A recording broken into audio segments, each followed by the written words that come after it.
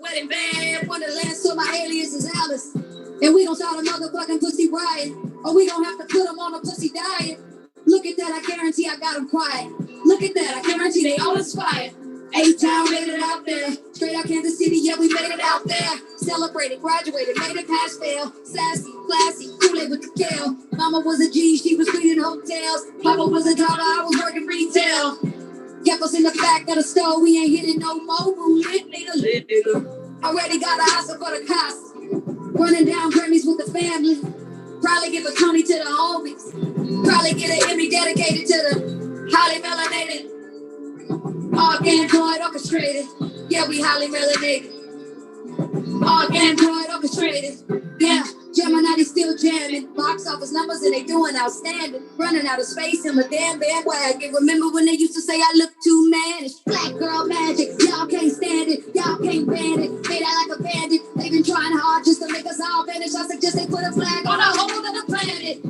Jane Bond, never Jane Doe, and I Jane Go, never Sambo. Black and white, yeah, that's always been my camo. It's looking like y'all gon' need some more ammo. I cut them off, I cut them off, I cut them off like Van Gogh. Now, damn right, but I ain't go. I got away with murder, no scandal. Cue the violins and violas. We gave you life, we gave you birth, we gave you life, we gave you earth. We filmed the future, don't make it worse. We walk the world, well, what's it worth? Emoticons, Decepticons, and Autobots who twist the plot, who shot the sheriff, then fled to Paris. In the darkest hours, won't choose the power. Made a Android out of your girlfriend. Let's get caught downtown in the whirlwind and paint the city pink, and took the girls in, just in case the world in. And nigga down, nigga move back, take a seat, you are not involved. And hit the mute button, let the vagina have a monologue. Mansplaining, I fold him like origami. What's the way, baby, this is a tsunami. For the culture, I kamikaze. I put my life on a lifeline. If she the GOAT, now would anybody got it? If she the GOAT, now would anybody got it? Do anybody got it? Do anybody got it? I say anybody got it.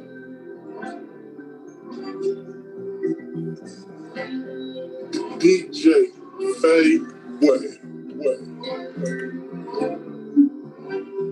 Yeah, I kind of put the cup down for a minute, but honestly, it ain't nobody's business. What's in my cup, what's in your cup, what's in their cup. It's your cup.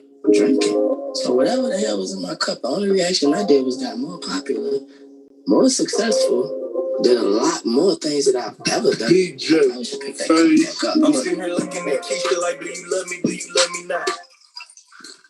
Damn, you hit the spot. Taste like candy, man. Sweet like fruit, ooh, wet like water. Can I love on you? Withdrawals, I'm feeling different. Every day I need a dose. Every now and then I'm mixing. I got my times when I go ghost, but she mine. I'm stamping her. Priority status, so them other bitches mad at her. Too mad. Coming through 100,000, I spent that times two on you. Call myself, could you lose? Then I pop back up like Pickaboo. Here I go, flyer than most Louis V. Coke.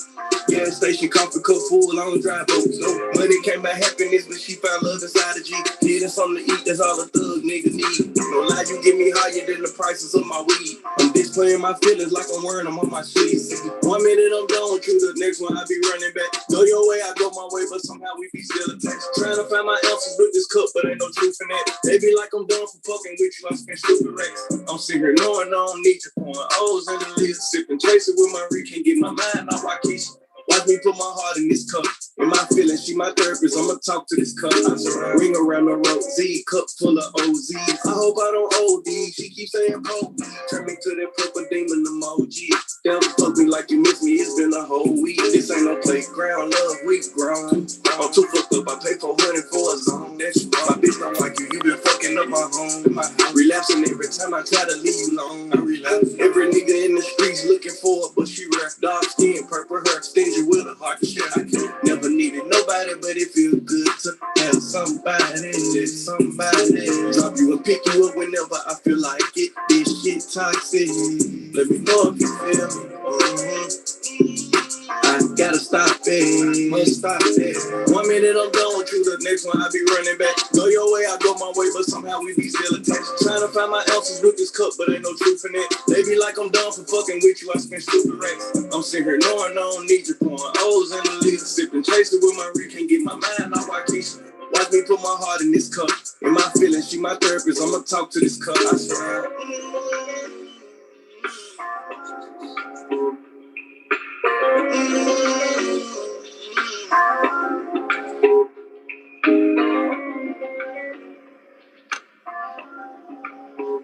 Flex up, stretch out, big bands, whoa. Flex up, stretch out, big bands, whoa. Flex up, stretch out, big bands, whoa. Flex up, stretch out, big bands, whoa. Flex up, stretch out, big bands, whoa. Flex up, stretch out, big bands, whoa. Get no murders out me. Go tell the cops, I bet don't get no murders out me. Flex up, flex up, flex up, flex up, flex up, flex up, flex up, flex up, speak up, speak up. Pick up the track, yeah. Pick up the track, yeah. Spread your beat. She gave me beats, yeah. I sprayed at the hot, yeah. She got shot in the face. I'm on a target. I'm probably a lot of target. I really be sipping the lean. I'm never sipping the green. I'm doing them drugs, I'm doing them drugs, that white girl love me. That white bitch love me, yeah. Flex up. Okay. Big man, flex up. Check out. Big man, Bentley. AP, that shit like 2 pieces. That's in red dots, chop your light. This bitch posted a song story. Now he fight. My bitch, she know better. She do that and she might die. I was buying Birkin at 18. That's why she don't mind her bitch. Fucking me, my bird, fatal, rock, cradle. I don't have a bro. I don't take advice. Niggas snitching, we in person, best type of device. Set the corner, lock the water, ball like Jimmy Rice. Flex up, stretch out, big man, whoa. Flex up, stretch out, big man, whoa. Bitch, don't get no murders out of me. Go tell the cops, I bet don't get no murders out of me. Bitch, don't get no murders out of me. Go tell the cops, I bet don't get no murders out of me. Flip flop, drop top, swap out, photo roll, flip out, hit top, swallow it up, whoa, big as up, big ass chopper, ring flame up, whoa, color bobber, stuff me proper like the gobble, whoa, rich and mini aqua, I'm flipping that tilapia, turn the temperature way up, they can't get in the way of us, private invitation over everyone to see me come, gotta make my haters mad, give them something to talk about, take a business out for friends, push up at the Waffle House, murder on the case, I had to spaz, fuck the doctor style, I don't know how to be a normal nigga, one thing I forgot, I got blood in the former now, I'm all like basketball. Flex up, catch out, big band, whoa. Flex up, catch out, big band, whoa. Flex up, catch out, big band, whoa. Flex up, catch out, big band, whoa. Flex up, catch out, big band, whoa. Flex up, catch out, big band, whoa. You know murders out me. Whoa. Yeah.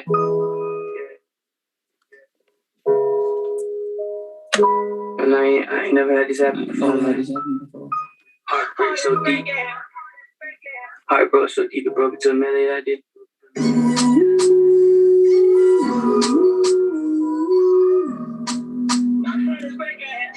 My heart is aching.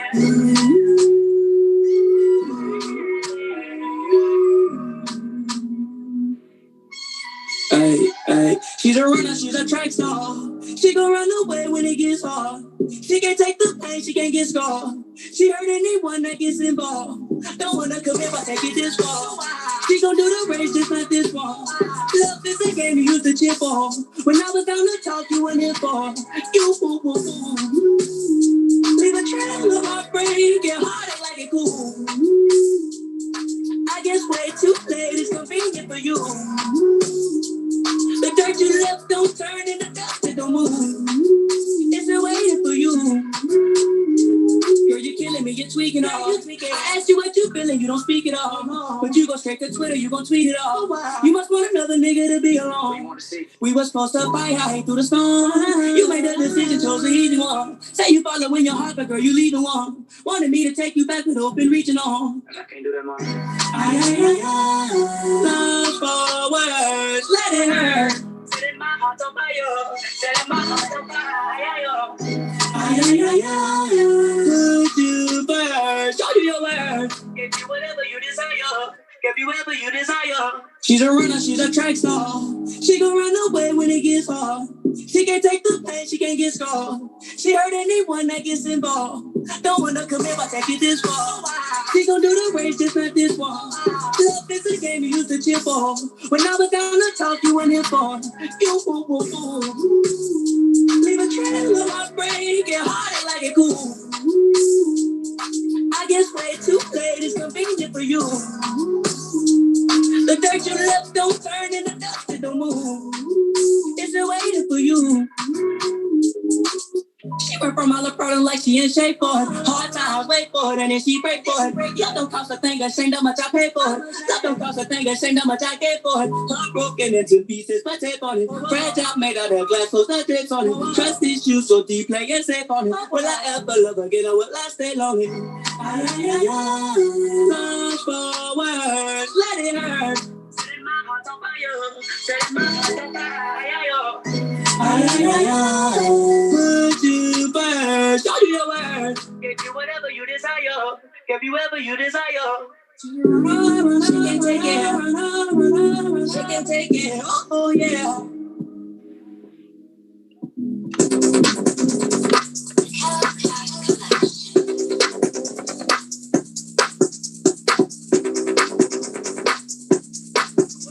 I'm bold. Look, bitch, one riding. So the bitch don't get out her body. Keep her beside me. I'ma get in that thing, get sliding. This bitch making me feel erotic. She gotta get on this rocket. I'm gonna fuck her mileage. And her grandma related to the whiners. Ooh, that's shit out of life. You a church girl, but you like Christ. You ain't never had probably at least not this kind. I'ma fuck you all night on the curb. Her birthday, yeah. This bitch with the hurt baby work. Where the work at? My young niggas waking up Saturday. Wanna see me do my dance. In these $1,000 pants. Don't respect me and my mans. A whole lot of chops on your ass.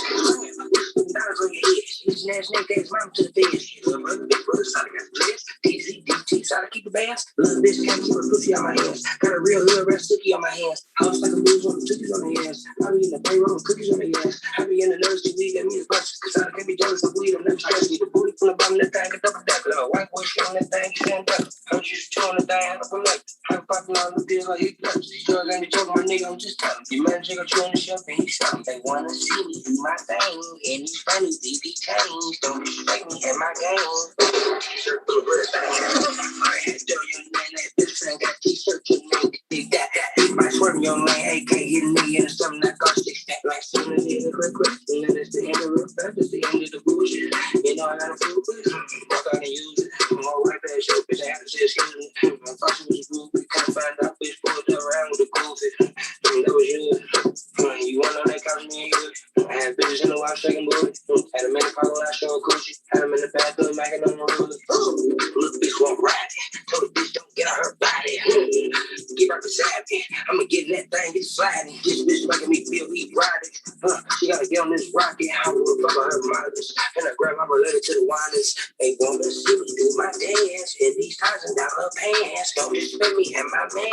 A whole lot of chops on your ass.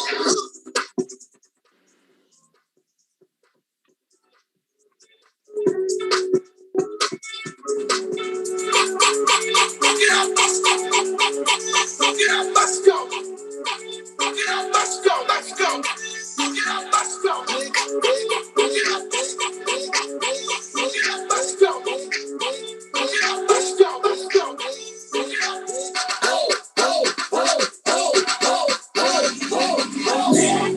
Left, right, left, right, left, right, left. Let's go. Let's go. Let's go.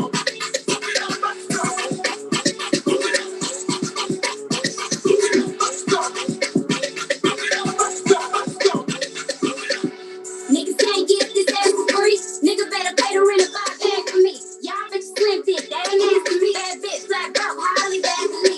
I'm coming with the bag here, Sugar daddy, paper ass here.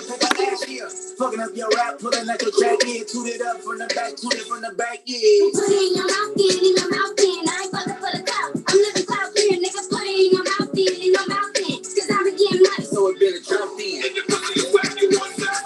In your pussy, you whack, you want that. Left, right, left, right, left, right, left. Let's go.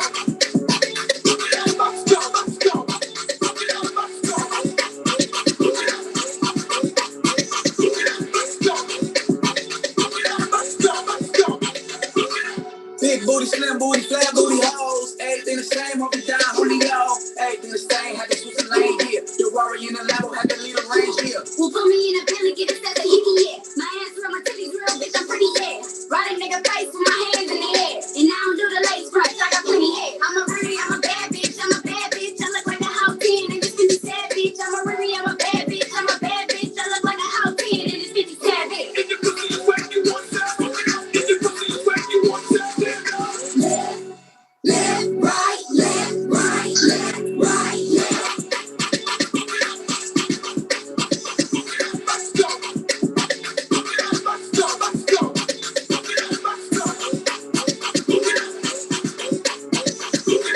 go. Let's go, let's go.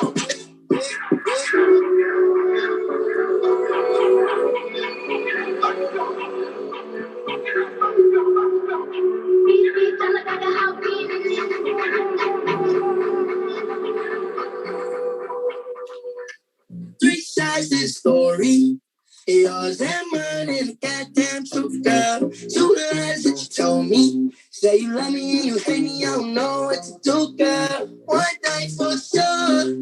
You can bet it at something, baby, I want more. But I need to know.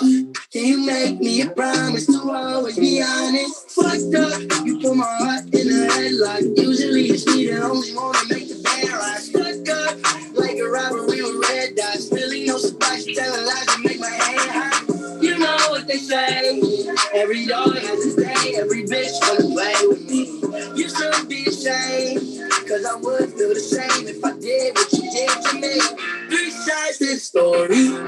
Yours and mine and the goddamn truth, girl. Two lies that you told me. Say you love me and you hate me, I don't know what to do, girl. One night for sure. You can bet it at something, baby, I want more. But I need to know. Will you make me a promise to always be honest? With a kiss and do it done. Ready if you leave, cause I will better when you gone. Diamonds on my wrist, I'm getting numb. Cause you know it, I go back, why you playing dumb? You know what they say, every dog, every day, every bitch wanna play with me. You should be ashamed, cause I would feel the same if I did what you did to me. Three sides to the story. Yours and mine is goddamn truth, girl. Two lies that you told me. Say you love me and you hate me, I don't know what to do, girl. One night for sure. You can better have something, baby, I want more. I need to know. You make me a promise to always be honest.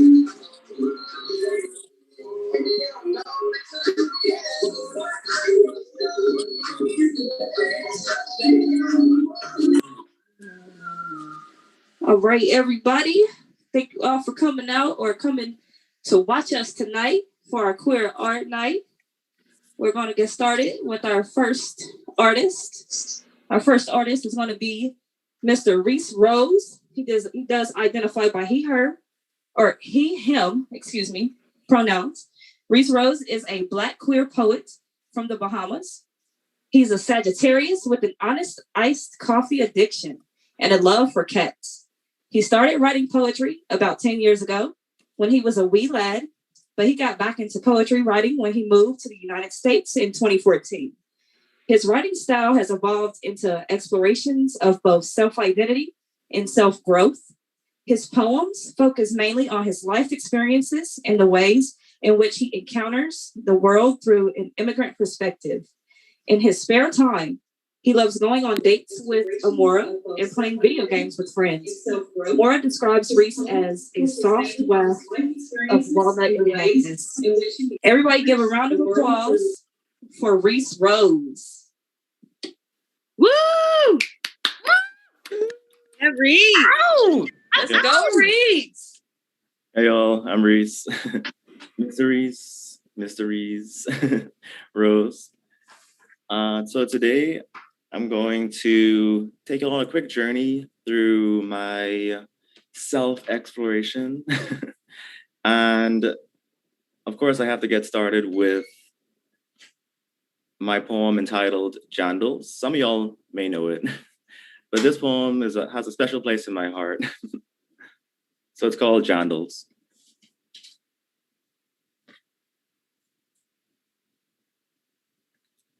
I used to think I was the Antichrist, or the second coming of Jesus Christ, or just some variation of a celestial being.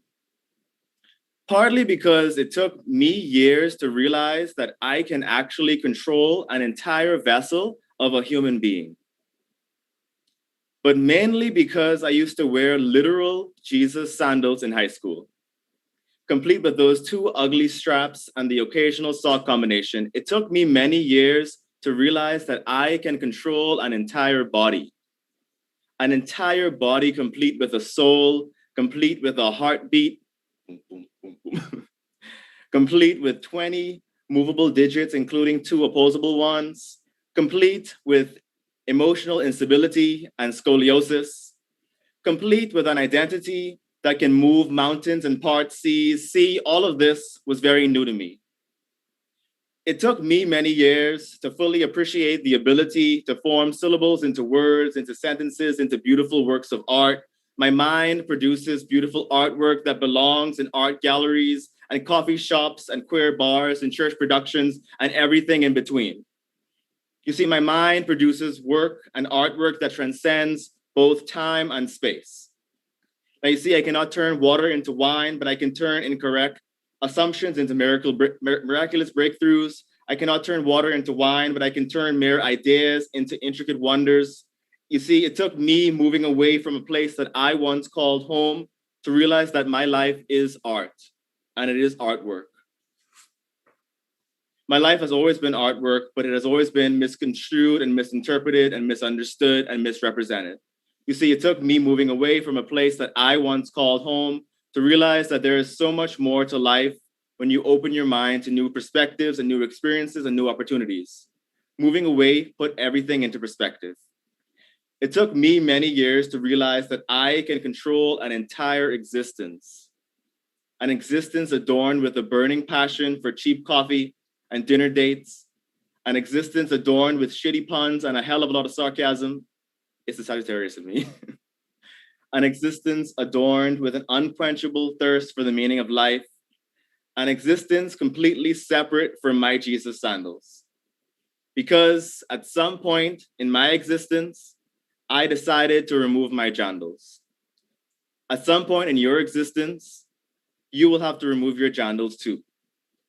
Now, don't get me wrong, my existence is still embellished with a lack of fashion sense, like the $7 t-shirt from Target. But my existence is still embellished with a fulfillment of self-identity. My existence is embellished with sincere admiration and genuine confusion for people who believe that they're Jesus Christ. Thank you. Woo! Oh. So the next poem I have for y'all, this poem, again, it's a reflection of a lot of things, but this poem is entitled, it's based on Solange Knowles' song, Can I Hold the Mic? And I'm going to play the quick, well, of course it starts with the quick interlude at the beginning. So yeah, I hope you'll enjoy.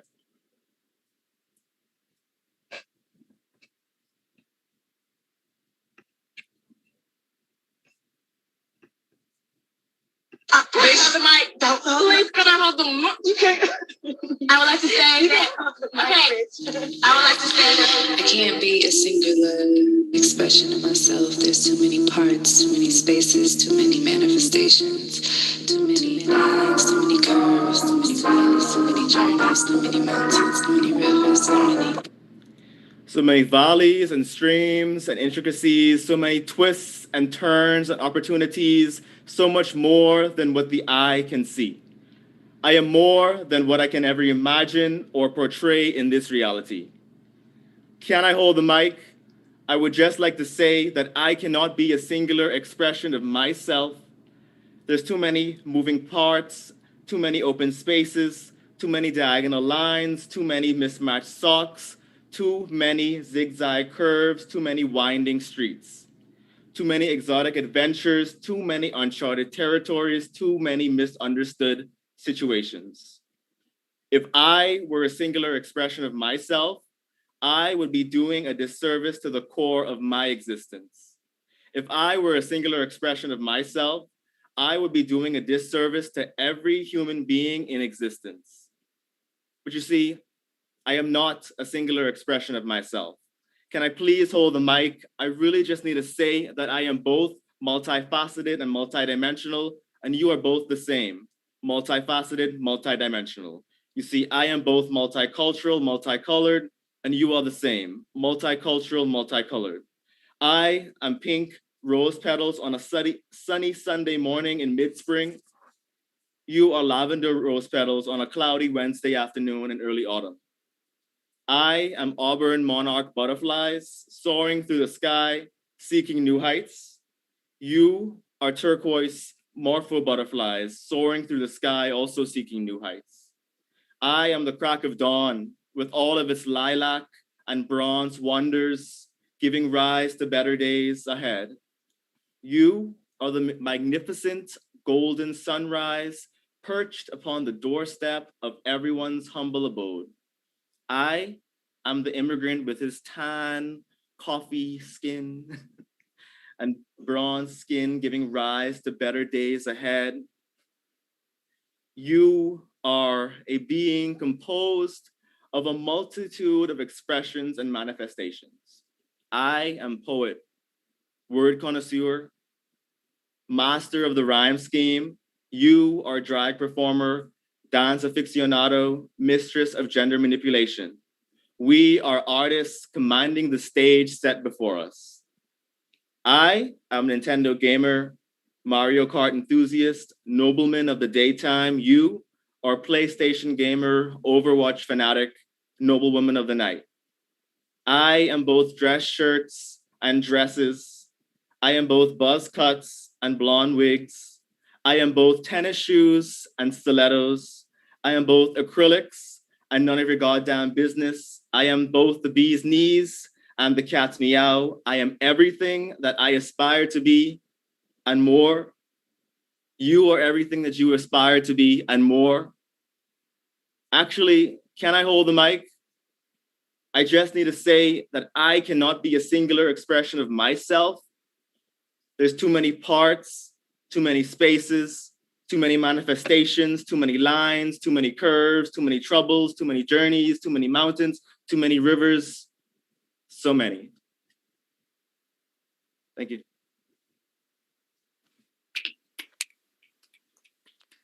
Thank you all.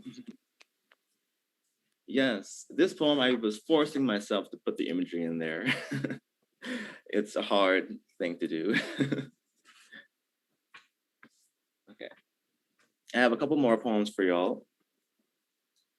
The next one is, again, in line with, imagery a little bit, self-identity, and all that good stuff. So I hope you'll enjoy.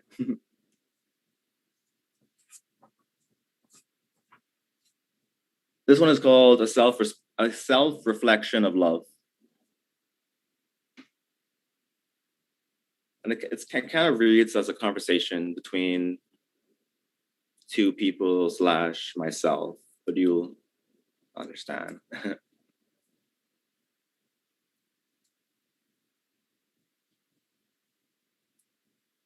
There I was. There he was. There I was staring at him. There he was staring back at me. He was everything that I ever wanted to be. He was everything that I ever wanted to be and more. He was confident. He was reserved. He was stylish. He was easygoing.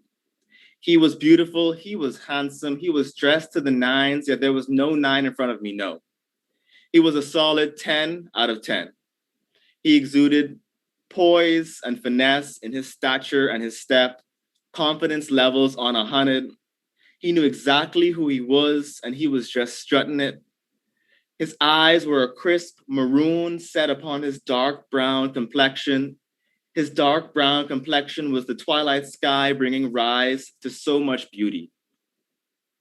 His hair was a jet black and curly mixture with coconut oil and a lineage of ancestors that were unknown to all, yet he wore it so proudly. His jawline carved out images of his forgotten forefathers into the minds of everyone that came before him. His face was beat to the gods, no, beat to the goddesses. Picture this beauty. Picture this masterpiece. Pink lipstick, adorned in hundreds, maybe even thousands of pearls. And amen to that correct shade of foundation. Persephone, Athena, Aphrodite, God, he is perfection. Rosy cheeks, contoured cheekbones that can cut a bitch, highlighted jawbones that can outshine the goddamn sun. The goddamn sun, son. His eyeshadow, a magnificent rainbow spectacle of reds and violets and everything in between. Fluffy, upturned eyelashes that turn heads from miles away. Sky-scraping stilettos that elevate him so high into the heavens.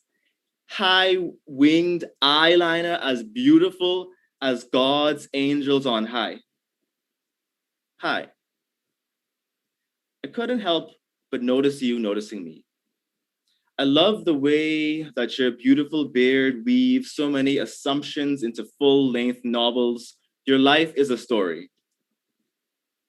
You are so mysterious, yet your skin leaves so much more to be desired.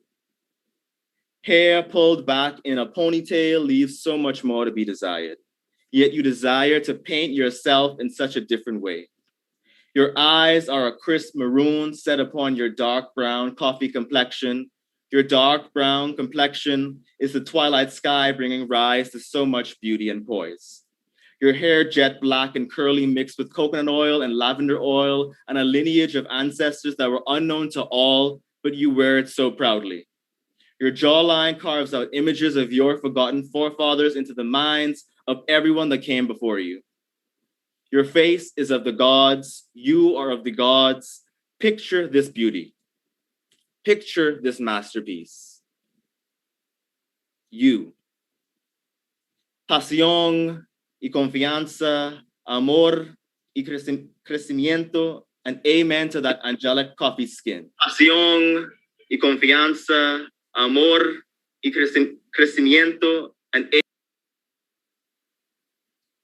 Poseidon, Ether, Apollo, Persephone, Athena, Aphrodite. God, you are perfection. God, you are perfection. Thank you. Thank you. And then I have one more for y'all. I'll end on this one. So this last poem is a poem that I've been trying to make into something wonderful. And it's still a work in progress, but I hope you'll enjoy. This one is called Snippets from Somewhere Over the Sagittarius Sun.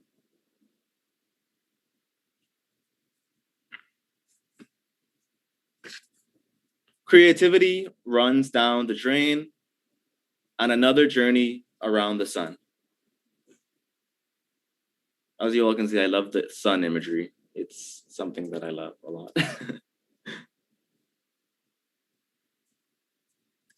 I sat in the bathtub of my despair as I watched the blood, sweat, and tears of my morning drain away into the merciless unknown.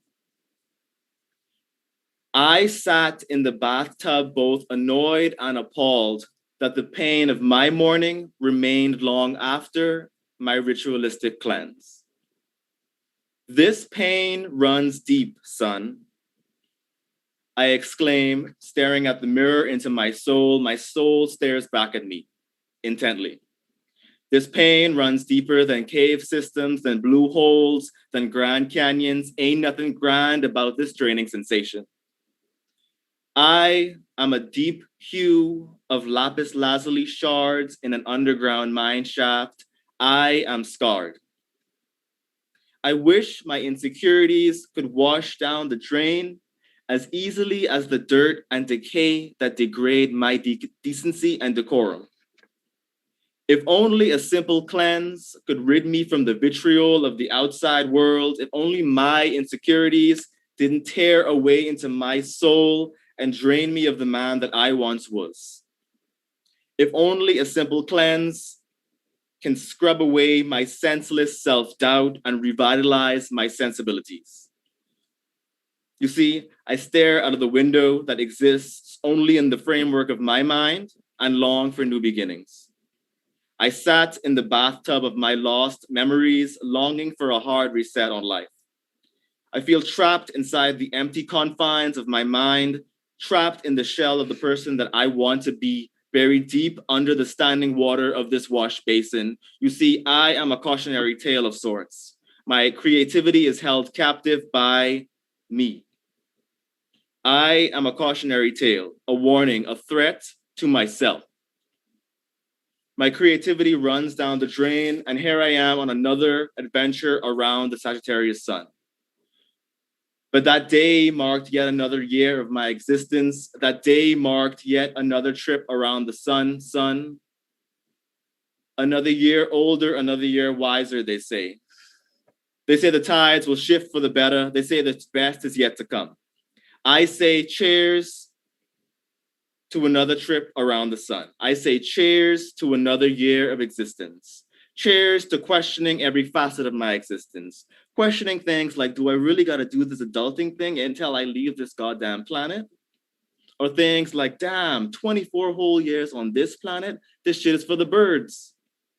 Or other things like, am I really controlling a 100 and something pound human riddled with scoliosis? Yes. Cheers to having an existential crisis every step of the way. Hey, this year has been a roller coaster for so many, but my birthday marked the 24th year of my existence. That day marked my 24th year of my manifestation. That day I stand on the balcony of better days, and today I also do the same. I bask in the possibility of what is yet to come. Cheers to an ode for new beginnings. An ode to Black. Dear Black man, we hear you, we see you doing big things. We see you living out your wildest dreams. Don't stop fighting on, dear Black man.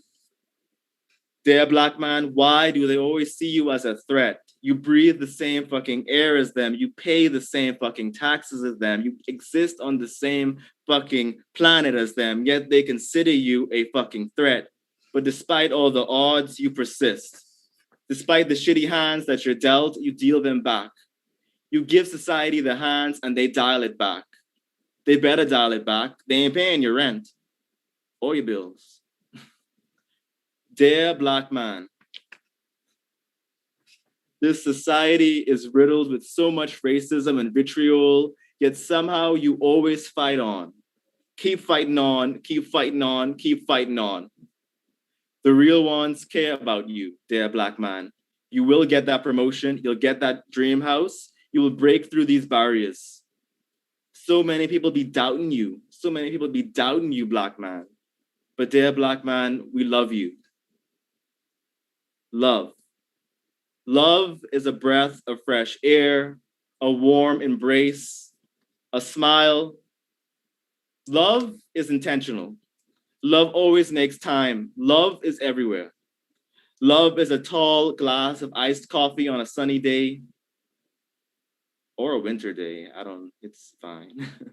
Love is hot cocoa on a winter night in December. Love is movie dates, IKEA showrooms, Ninja forecourt, air fryers, not a sponsor. Love is random text messages at 4 a.m. Love meets you halfway and then takes you all the way to eternal peace and serenity. Love is art. Love is poetry. Love is music. Love is dance. Love sparks an unquenchable fire in everyone. Fire. At 2 a.m. on my 24th birthday, my hair caught on fire. I brought in my birthday with embers adorned atop my head. My mane was ablaze, and I thought of the days when I was on fire, but not in the literal sense of the phrase. I remembered the moments of inspiration and passion that I had for my art. I crave those moments again when I put my soul and my heart into everything that I did. I screamed in agony that day as my hair singed so calmly yet so menacingly. I longed for the moments when I used to command the stage and feel confident. I recall the moments when I took so much for granted. I wish my insecurities could go up in flames like my hair did on that fateful morning. I wish my passions could reignite like my hair did that morning. I was set ablaze in the worst possible ways. At 2 a.m. on my 24th birthday, my hair caught on fire. At 2 a.m. on my 24th, my hair caught ablaze. Classic fire sign, just being up in flames and shit. But hey, thanks for tuning in. Tune. Life is a tune. A beautiful lyric. Un baile, un ritmo. Life's good. Life's good. Somewhere over the Sagittarius sun. Thank you.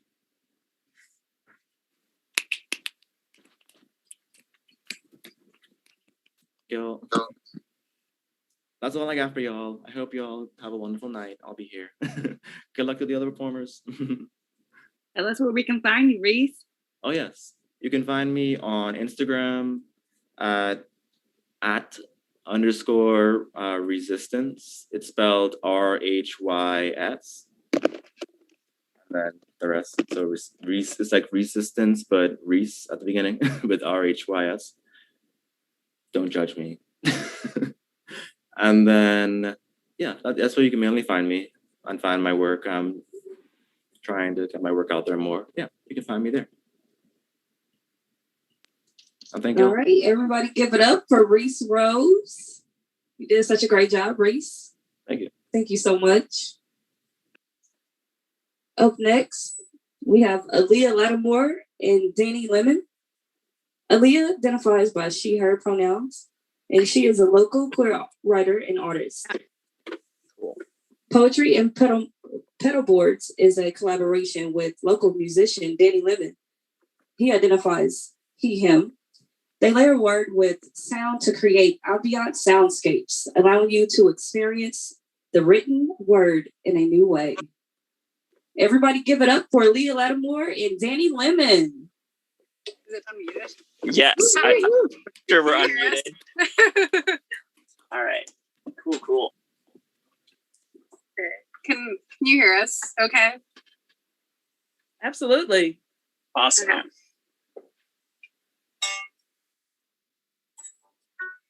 All right.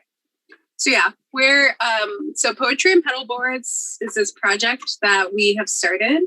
And this is our first time doing it live. So yeah, this is exciting. Yeah. All right, which one are we doing first? All right, so I'll be reading work from my book of poetry called In the Rain with No Umbrella. And the first one we're doing is called Rhythm and Rapture.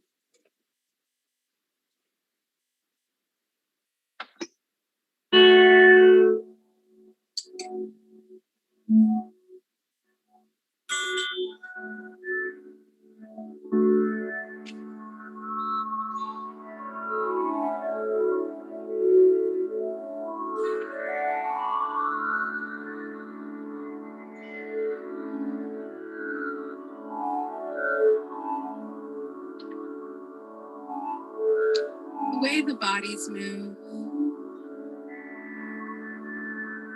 so graceful, so natural.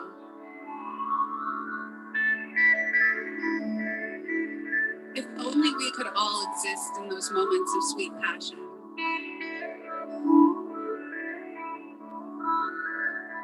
Surrender ourselves to the light, to the water, to the bliss that comes with the loss of self.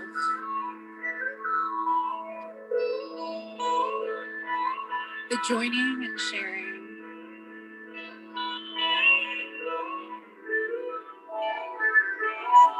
The rhythm and rapture.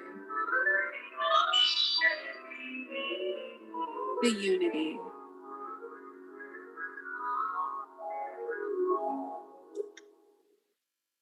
Cool. Yeah. Yeah, nice. All right. Which one's next? Okay. All right, next, it'll be the titular poem, In the Rain with No Umbrella. Cool.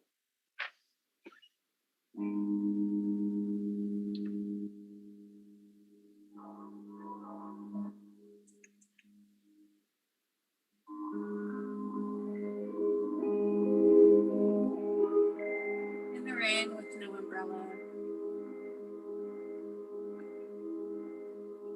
The drops collide heavily with my skin and mask the pain beneath. The moisture burns, stings, and I glance around to see if anyone else has become nature's victim. The metal, plastic, draped conveniently, shield from attack, shield from feeling.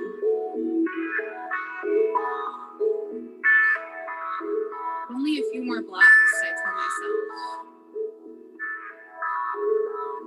But the rain keeps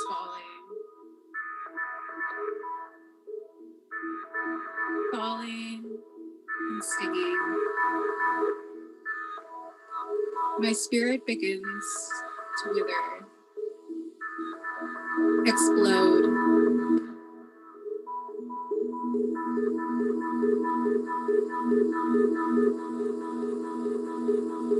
We're separated by umbrellas.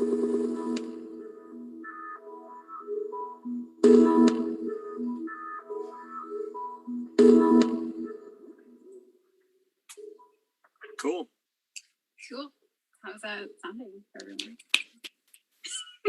Nice. Performing on Zoom is fun. You assume it's going well. Yeah. It's going well here. Yeah. What one we got next? All right. So this is called The Longest. Ooh. Yeah. All right.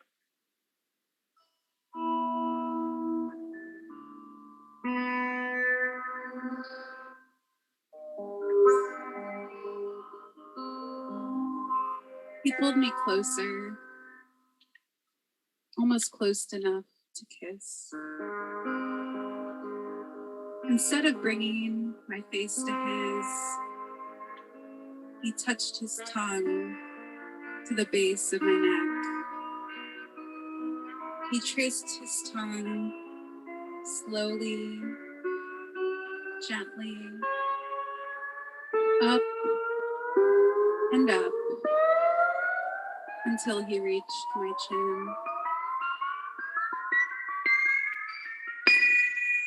For those moments, I wished we were giraffes. Giraffes to exist for the sensual licking of long necks. There was a pause, an inhale, before we sank into sloppy laughter.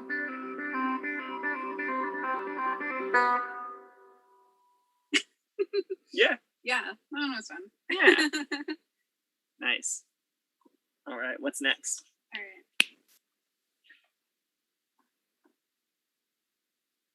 Okay. This one's called Floating. Oh, yeah. Suspended chords. It's like close your eyes, pretend you're just outside, laying in a pool or something.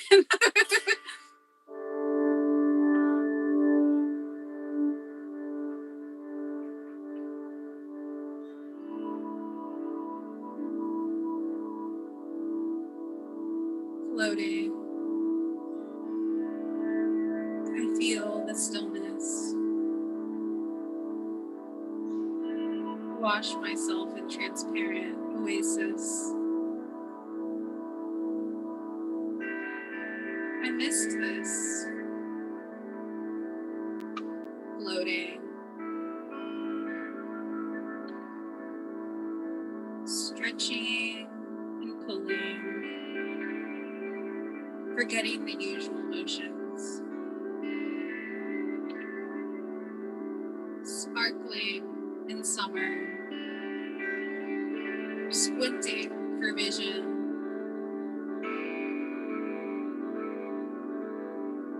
I close my eyes and hope this world is still there when I open them.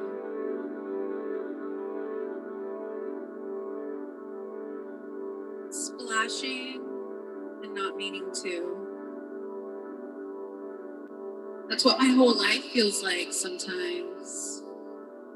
Splashing and not meaning to.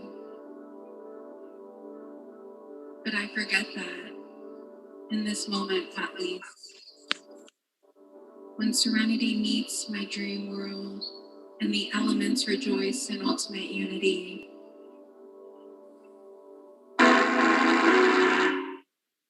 Only then do I know that life is real. When I'm subtly submerged and gasping for air. Something my body understands that my mind doesn't. The desperation, the flailing movement to keep floating. Quietly, I'm sprawled across the surface, cushioned beneath me, eternity above.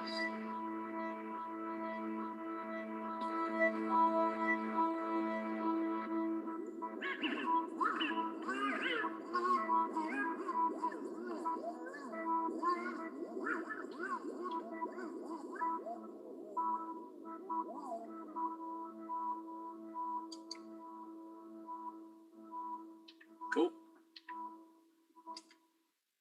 Cool. Nice job. Cool. Yeah, that was fun. Yeah. All right. Yeah. How are we doing on time? Might do like one more. Yeah, doing the we'll date do one? 5-2. Okay. So this one's called 5-2-10, May 2nd, 2010. Cool. I'm ready when you are.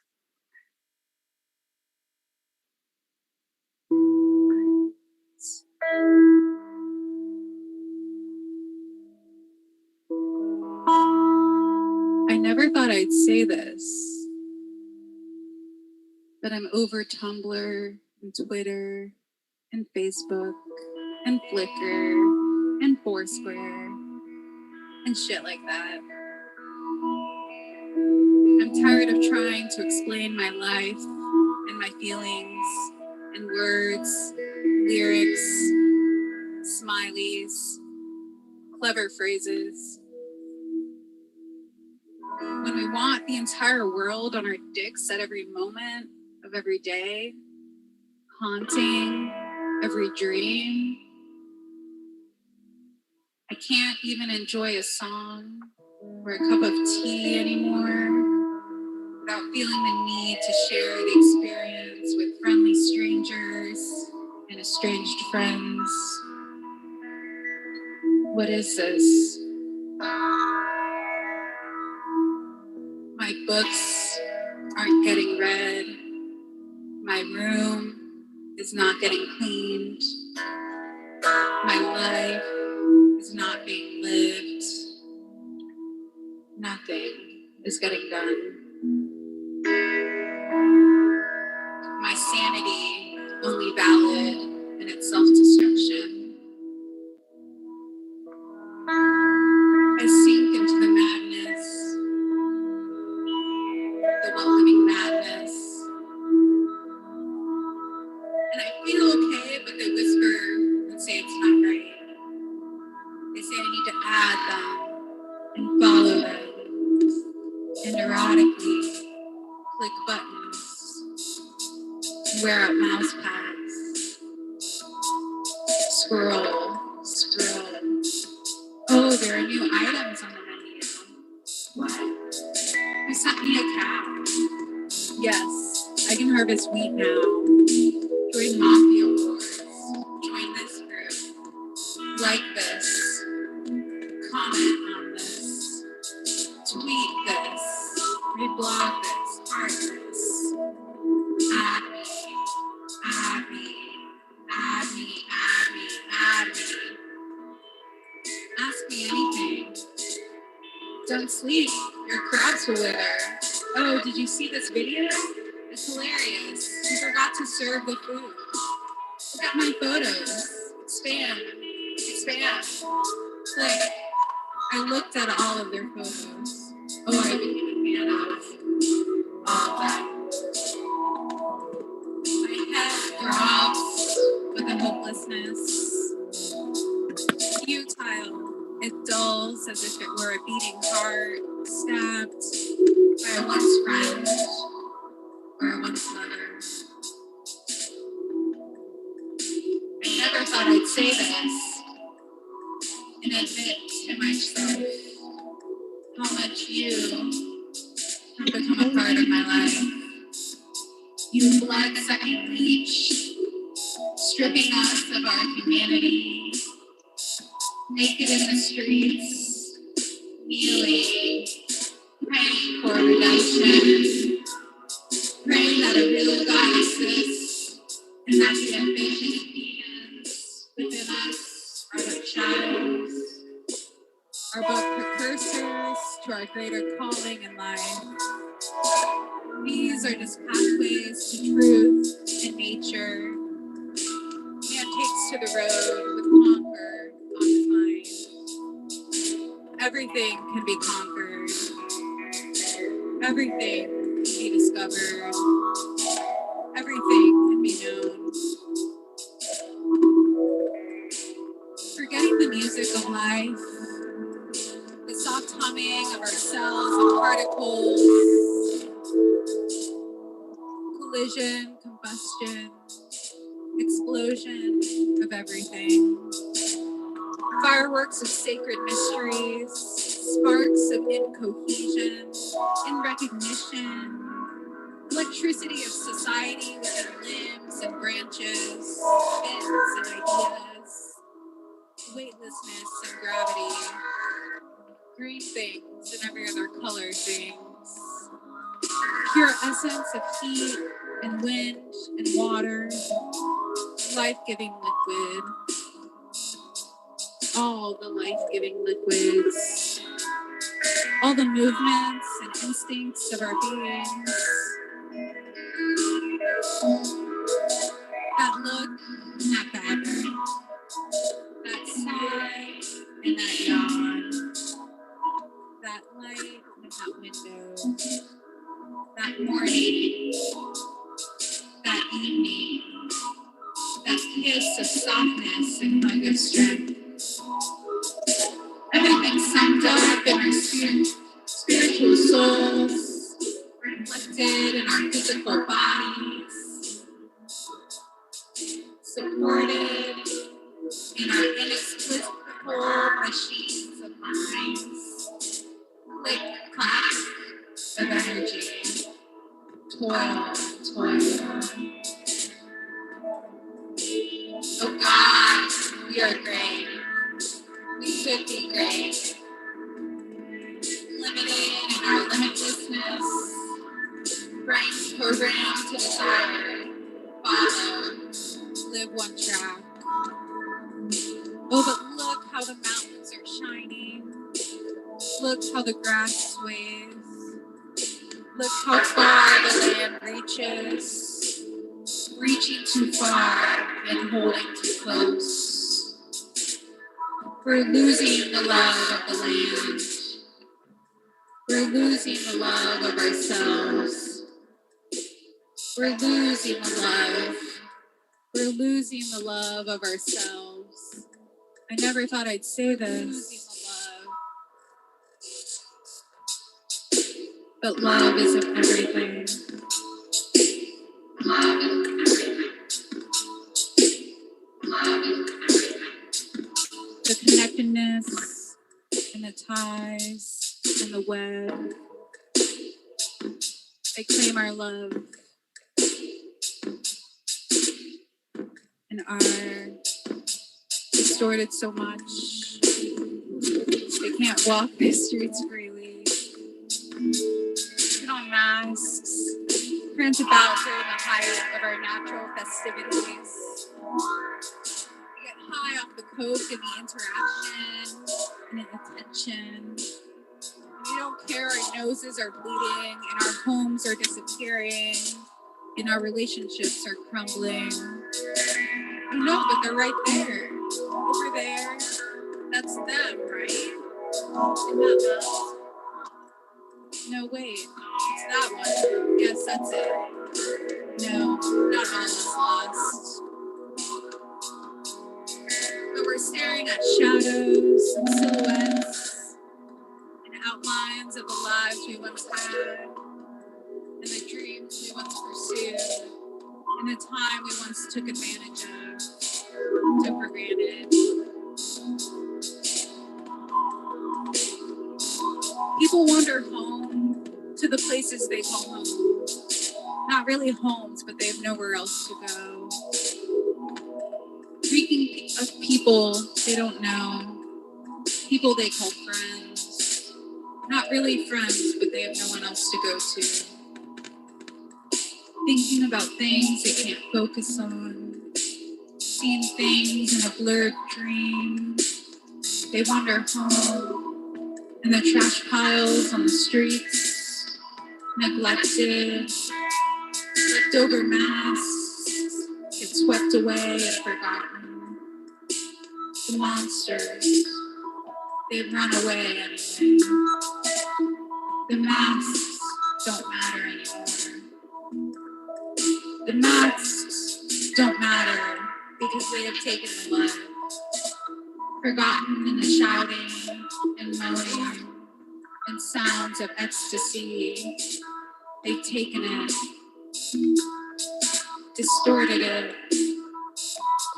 mixed it into the black mess of their undercoats, put our sacred shit over their faces and run away. I never thought I'd say this.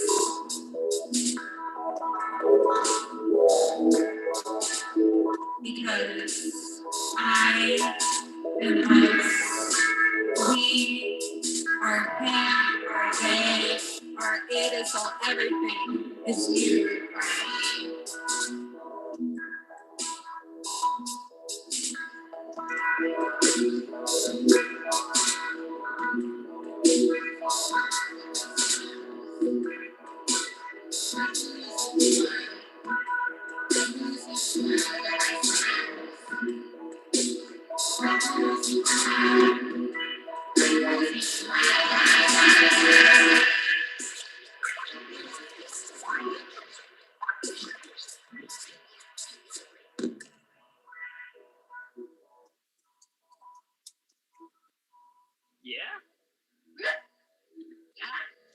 Thank you. Yeah, thank you. We're on time. So. Yeah. that was great job, Alia. Thank you. Great job, Danny.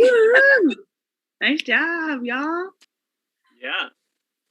Well, we're gonna grab that iPad and go to where it's not as hot as the attic and watch everyone else perform. Yeah. Yeah. But yeah, so this was Poetry and Pedal Boards. Yeah.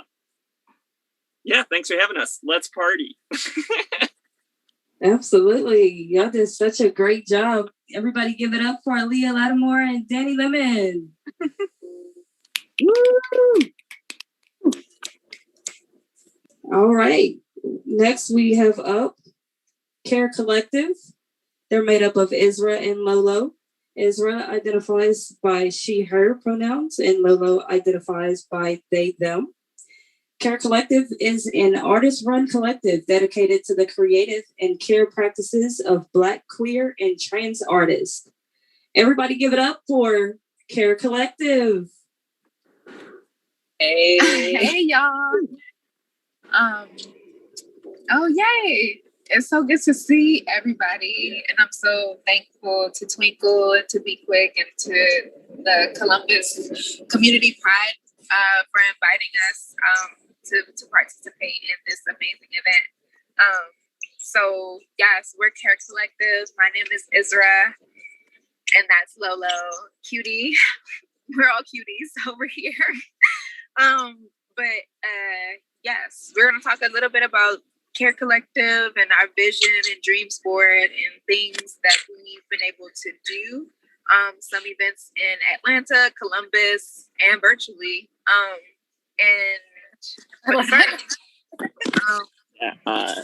It's like legit. Can everybody hear us okay? Yeah, we can hear you. Oh, okay, great. I'm going to first read a sort of love note. I write love letters a lot, and that's just my medium of love letters. I think I write love letters, but I think love letters can actualize themselves in many different ways. And so I wrote this love note as a rambling, just thinking about creating queer spaces, from like everyday things instead of thinking of like world building and world making. It's like a huge task. It can happen in the mundane, those tender moments. So this is something that I wrote about it, and then we'll get into Care Collective stuff. We're also in the car. Yeah. So yeah, shout out to being on the move. Yeah. So it goes, what happens when you have more questions than answers? I imagine those harder to answer questions make webs that spread and form attachments to one another, tethering themselves at the root to reform and reshape, creating tough and tender attempts at answering itself, molding itself, shaping itself. Like a topography of dreams, tufting itself at the root, spreading far and wide, crafting webs of failed attempts, hopefulness, conjurings, spells, and wishes. I've been thinking a lot about dreams, the sticky webs, and how they're tethered to multiple harsh realities. How can I be experiencing so much joy and everlasting love while there are wars happening in lands just like my home? What does actualizing your dreams through a radical love practice look like? How does it feel? How does it taste? Where does it land? How is it embodied? How do we see so much violence on screens and on those same screens receive so much joy? There are a multitude of realities and dreams happening within us. Return to the source. Find out what roots us together. What binds us as one. That's it. That's it, y'all. That's it. But yeah, I don't really have a name for that piece.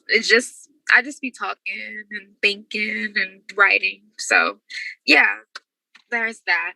That was beautiful. You think so? Yes, I love that. Yes. I don't think I've said it out loud. Yeah. But yeah, I like that too. Thank you. Dreams are complex. I have a lot of nightmares. Well, I don't consider them nightmares anymore, but I do. I feel like now it's like my emotions are tied to my dreams in some way, because they're so reoccurring. And at this point, I'm able to be in my dreams and like know what's happening and able to wake up and be like, okay, this is something. So thank you for sharing. I can resonate with that. I do resonate with that a lot. Yes, I love that. Care Collective. Yes, Care Collective.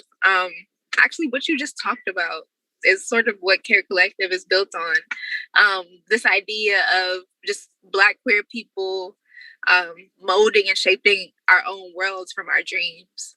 So, I'm like, I love Black queer people and I want more of them in my life.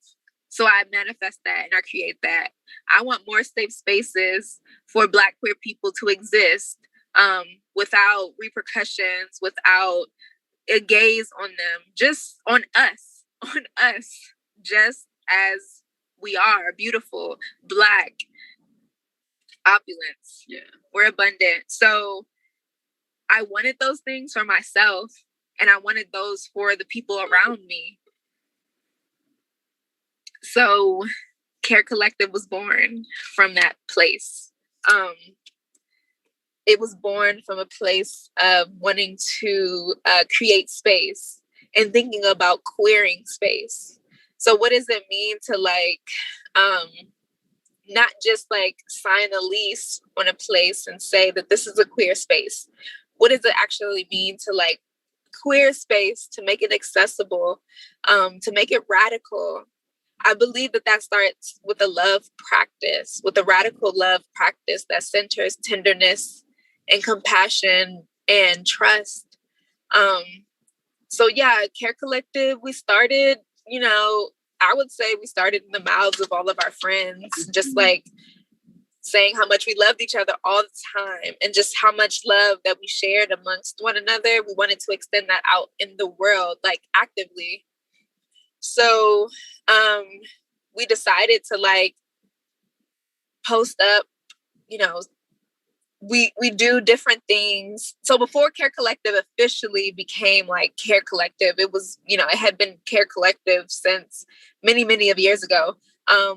We would do different pop-up shows at friends' places, friends' house, because maybe someone in the friend group, was denied from a residency. Maybe this is the third time and they're having a hard time getting their work up in galleries. How can we come together and uplift our brother, our sister, our sibling in a most radical, loving way? And that means that we're going to hang your work up in this apartment and we're going to open up our apartment for people to see this work and possibly buy it and help you to pay your rent for this month or help you to get your weed for your anxiety this week.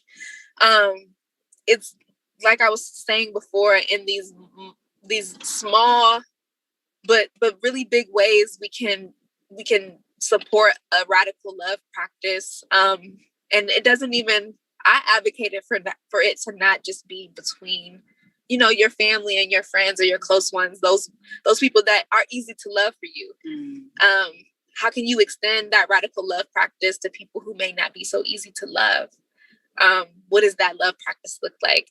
So, like I said before, I have way more questions than answers, y'all, for real.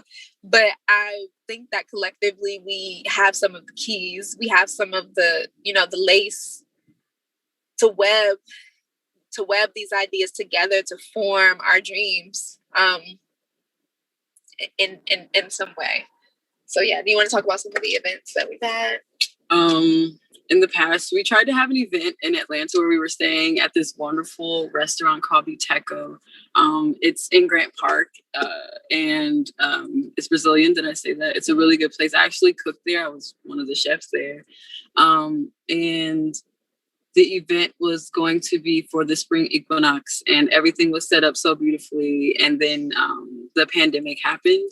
And the week of our event, we got shut down. We weren't allowed to have the event, sorry. And so after that, I feel like it was just divine how Isra and I love to be on the go and just do things everywhere and be out. And the pandemic, as hard as it was on everyone, it kind of made it okay for us to have our travels and yet still do things like this. I feel like it was very divine in that way for us collectively. And I will say that I'm grateful. That's one thing that I'm grateful for from the pandemic happening is that we realize that our dreams can come true no matter where we are, and we can help other people's dreams come true. People that look like us. I am, just some background, I'm an audio technician as well, engineer and music producer. I don't have time to perform. As you can see, we got like 2 more minutes left.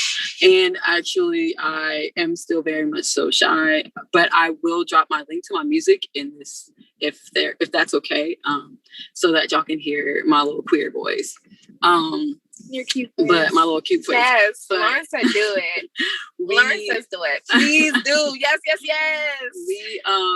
I plan on, and I'm sure it's just going to be a collaborative thing, but I definitely want to hold space for queer, Black, trans folks who want to be artists in a safe space that's not overran by white and or Black cis people. Yes. And I will do that. I am doing that. I'm on the up and up. I just don't know where exactly it's going to be. And maybe it's not a one place. And I'm hoping for that as well, because I love to travel. I love to be around different folks. And so I'm going to drop that link for y'all. And I hope y'all like my music. Please feel free to comment. Yes, but we definitely like cannot sit still. We love to be active and like doing things. The last thing we did was to Black Cuties with Love. We curated care packages for Black, queer, and trans artists that centered creative and care. So we had a bunch of different organizations and businesses donate items of care and creativity to be a part of the care packages. And that was literally like so amazing. We did that for Love Month and it was so good. So I'm kind of itching to do another event soon. So please check us out. Follow us on Instagram. Our Instagram name is collective_care, and slide in our DMs. Like, we are always looking to collaborate or just to talk or to world build. Yeah. And also, like, I'm down to collabs, and whoever like needs music, wants music, I'm down to collab in all ways. So thank you so much. Thank y'all for having us. Yes. Sorry we were late. We are in Chicago and really didn't think about the hour. Yeah, we didn't click into that hour difference. But thank you so much for being gracious and patient with us and for listening in. Thank y'all. Thank y'all so much for being here. We do appreciate you. Care Collective, Ezra and Lolo. Everybody give it up. Give a hand for them. All right, we're going to keep moving here. We have Waverly Evans next. She identifies by she, her pronouns and is a singer-songwriter, music producer, and author from Columbus, Ohio. Her music is emo pop. She blends electronic synths with distinct melodies and profound lyrics. Everybody give it up for Waverly Evans. Hi. Can you hear me well? I don't know if I... Yep, we can hear you. Okay, cool. Oh, that was weird. Okay, a little bit of technical difficulties. I'm sorry. My life's been funky all day. I blame it on Mercury retrograde. Everything on Mercury retrograde. But I've only done like a couple like open. What is this saying? Oh, okay. This is about to be so good. Your text said what? Okay, let me stop reading it. Anyways, sorry. What was I saying? Gosh, why am I getting so many notifications now? I'm so sorry. Anyways, I usually do like open mic nights, like live performances, and this is my first time doing it virtually. So I apologize in advance if it doesn't sound right, because literally like my setup is made for me to actually just do a song like in the studio type deal and not for like live performance. I don't really have that type of gear. So hopefully it sounds good. Anyways, like they said, my music is like emo pop. I wrote these songs that are gonna be on the CP that I'm dropping later this year, around the ages of 17 to 20 years old. So it's kind of like been a trip down memory lane, getting a chance to produce this music. And yeah, let me just go ahead and start with one.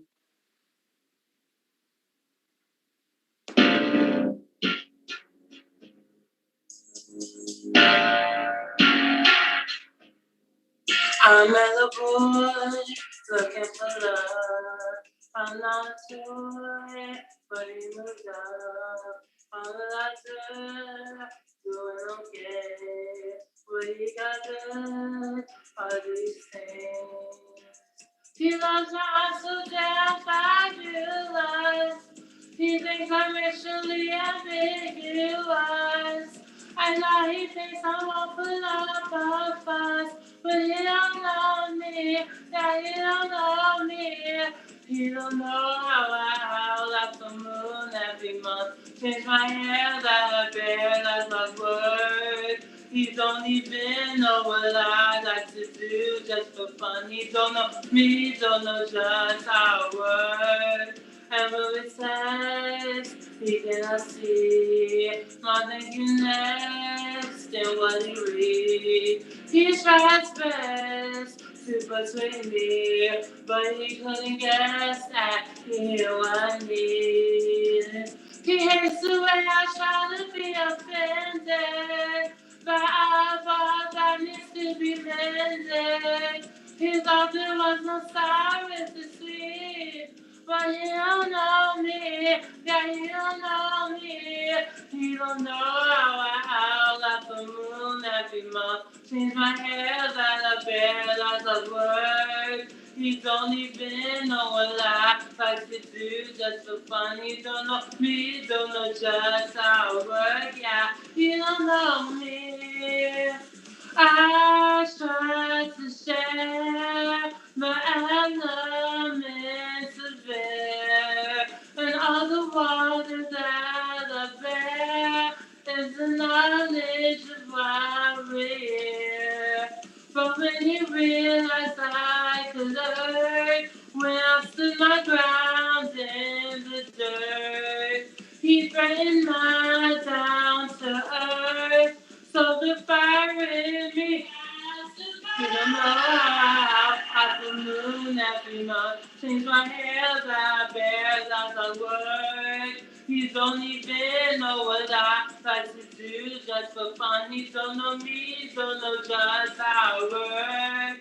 And now he thinks I'm a man-hating heartbeat, despite my being a son male at birth. He wiped my name off his wrist, he rolling Sharpie. It's all good out the way because he learned that he don't know how half a moon every month. Change my hair that I bear like clockwork. He don't even know what I like to do just for fun. He don't know me, don't know just how it works. Yeah, he don't know me. Okay. That song was called You Don't Know Me. I wrote it when I was 19, so I can't hear anything. So it's like hella awkward and weird for me to like be doing this virtually, but bear with me. But yeah, I wrote it when I was 19, and I was like talking to this guy online for like a total of maybe like 2 weeks, and he had like professed his like love for me and then said that he had chosen to marry me, and it was just hella weird. And I was like, dude, like you don't even know who I am, like you're being creepy. And I decided to write like a full-on song about that experience and kind of like embellish a little. Thank you. Me too. So this next song is called I Care So Much, and I actually wrote this when I was 18. So the lyrics are pretty juvenile. So yeah. Maybe I care too much, baby. Maybe I give enough for the both of us, baby. You never played a heartbeat, so why does it surprise me? Wish I could stop mine, wish I could time. I never said never, well, was never an answer. You're allowed just to do this, some things are just ridiculous. I don't care what they say, you are the worst mistake, but I can't keep my feelings off the line. I am not giving There's no love I can that you slip out of my mind. Maybe I got too much, babe. Maybe I give enough for the both of us, babe. Maybe I got too much, babe. Maybe I give enough for the both of us, babe. So I guess you have the power. Since I was sweet, you were sour. You made me feel like I was tasteless. How much longer can I take this? Why is it now I need to get down on one knee? Not to get you the yes. That's how I made it my mess. I don't care what they say. You are the first mistake, but I can't keep my feelings off the line. I am not giving up. There's no love I can let you slip out of my mind. Maybe I can't much, babe. Maybe I give enough for the both of us, babe. Maybe I can't much, babe. Maybe I give enough for the both of us, babe. You never saw me, you never will. I guess I'm not the one who needs a pill. You never saw me, you never will. I guess I'm not the one who needs a pill. Maybe I got too much, babe. Maybe I give enough for both of us, babe. Maybe I got too much, babe. Maybe I give enough for both of us, babe. Maybe I got too much, babe. Maybe I give enough for both of us, babe. Maybe I got too much, babe. Maybe I give enough for the both of us, babe. Okay. That song was All I Cared So Much. I wrote it when shout out to honoring yourselves, totally. I wrote it like not based off of personal experience, but just like seeing my friends being like codependent relationships and just wondering how it feels to like be like one of the sweetest people ever and just being caught up in a relationship with someone who's just such like an insensitive like asshole, and it's like you're trying to help that person so much, but what you're doing in the end is just wrecking yourself. And it's hard to like understand that for some people because they're so used to like wanting to be that person to like help and love people. And it's a double-edged sword when it comes to being like that. Not everybody deserves you to care about them. You know what I mean? So this last song is called I Just Want to Forget. And it's probably like the most recent song I wrote for the album.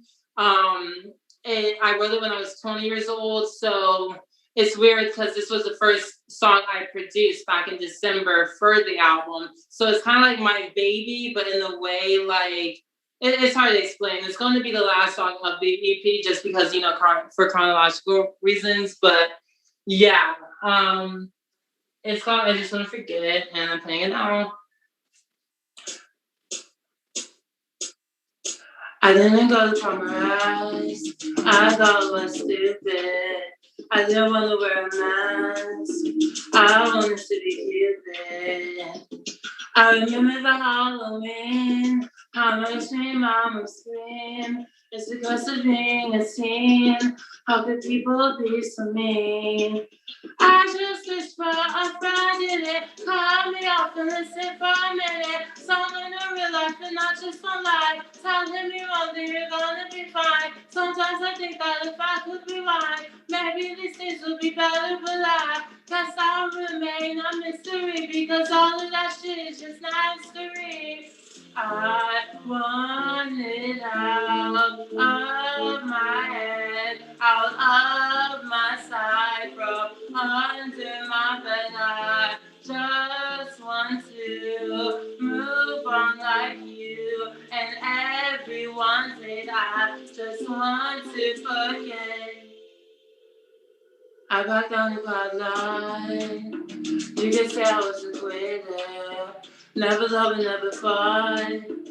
I used to be a spitter. And when the psychosis came, I started to go insane. Getting high above the rain until I set fire on the flame.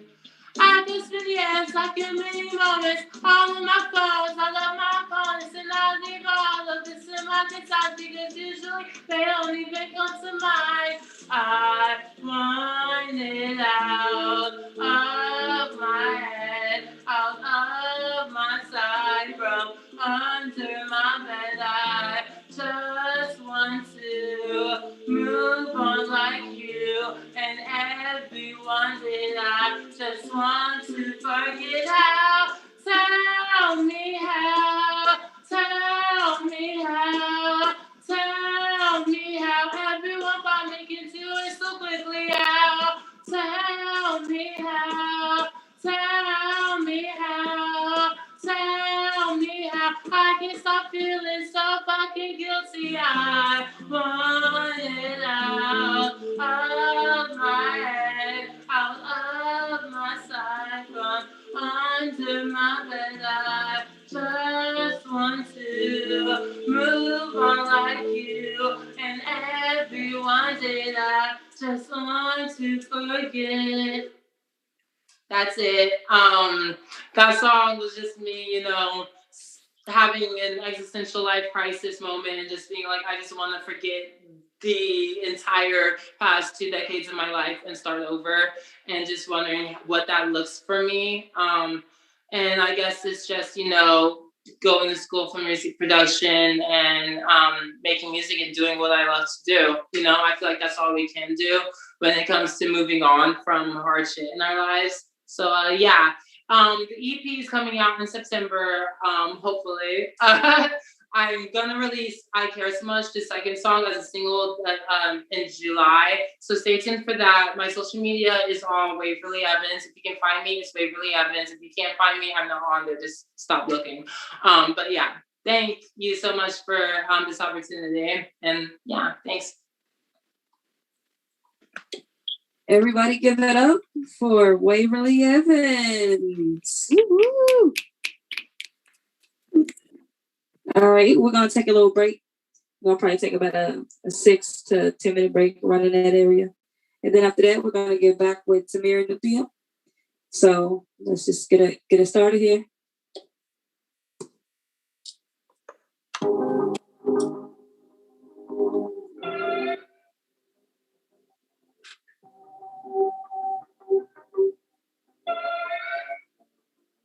I want this forever, just you in the grotto, nothing but your nights on, keep the fucking lights on, same again tomorrow, we don't need no bottle, purple color lip gloss, room with the saguaro, ain't nowhere I would rather be, right between your holidays, coffee on the Flintstone, jewelry on the ottoman, baby let me in, for I get way too adamant about it, love the way you shiver, dig into my shoulder blades, feel it when you quiver, higher level elevate, you could be the renegade, dying to a glass, Harrelson and Juliet, legends never die, the TV hasn't worked and they just probably got a shorter table, way too busy fucking on the sofa or the kitchen table, is my vision hazy, you look like you're someone famous, cause you're the next Drew Barry, and I want more. And all these other girls keep wondering what I fuck with you for. Cause you're the next Drew Barry, yeah. And I want more. And all these other girls keep wondering what I fuck with you for. Yeah. Cause you're something like the summer, kinda like a hurricane, sweeping through the desert, hot Americana rain, falling wearing nothing but my Lauren Hill shirt. It's kinda baggy on it, baby, but it worked. That AC hasn't worked in ages. I could probably read the label. Way too busy fucking on the counter on the coffee table. Am I hallucinating? How do you look hella famous? Cause you're the next Drew Barry, and I want more. And all these other girls keep wondering what I fuck with you for. You're the next Drew Berry. Yeah, I want more. And all these other girls keep wondering what I fuck with you for. I wanna make every single moment for you great. Fly away to Cairo or LA. Girl, I want it, I don't wanna waste time, waste time. I wanna make, yeah, every single moment for you great. Yeah, fly away to Cairo or LA. Girl, I want it, I don't wanna waste time. Cause you're the next Drew Berry. And I want more. Yeah. And all these other girls keep wondering what I fuck with you for. You're the next Drew Berry. Yeah. And I want more. And all these other girls keep wondering what I fuck with you for. Flirt.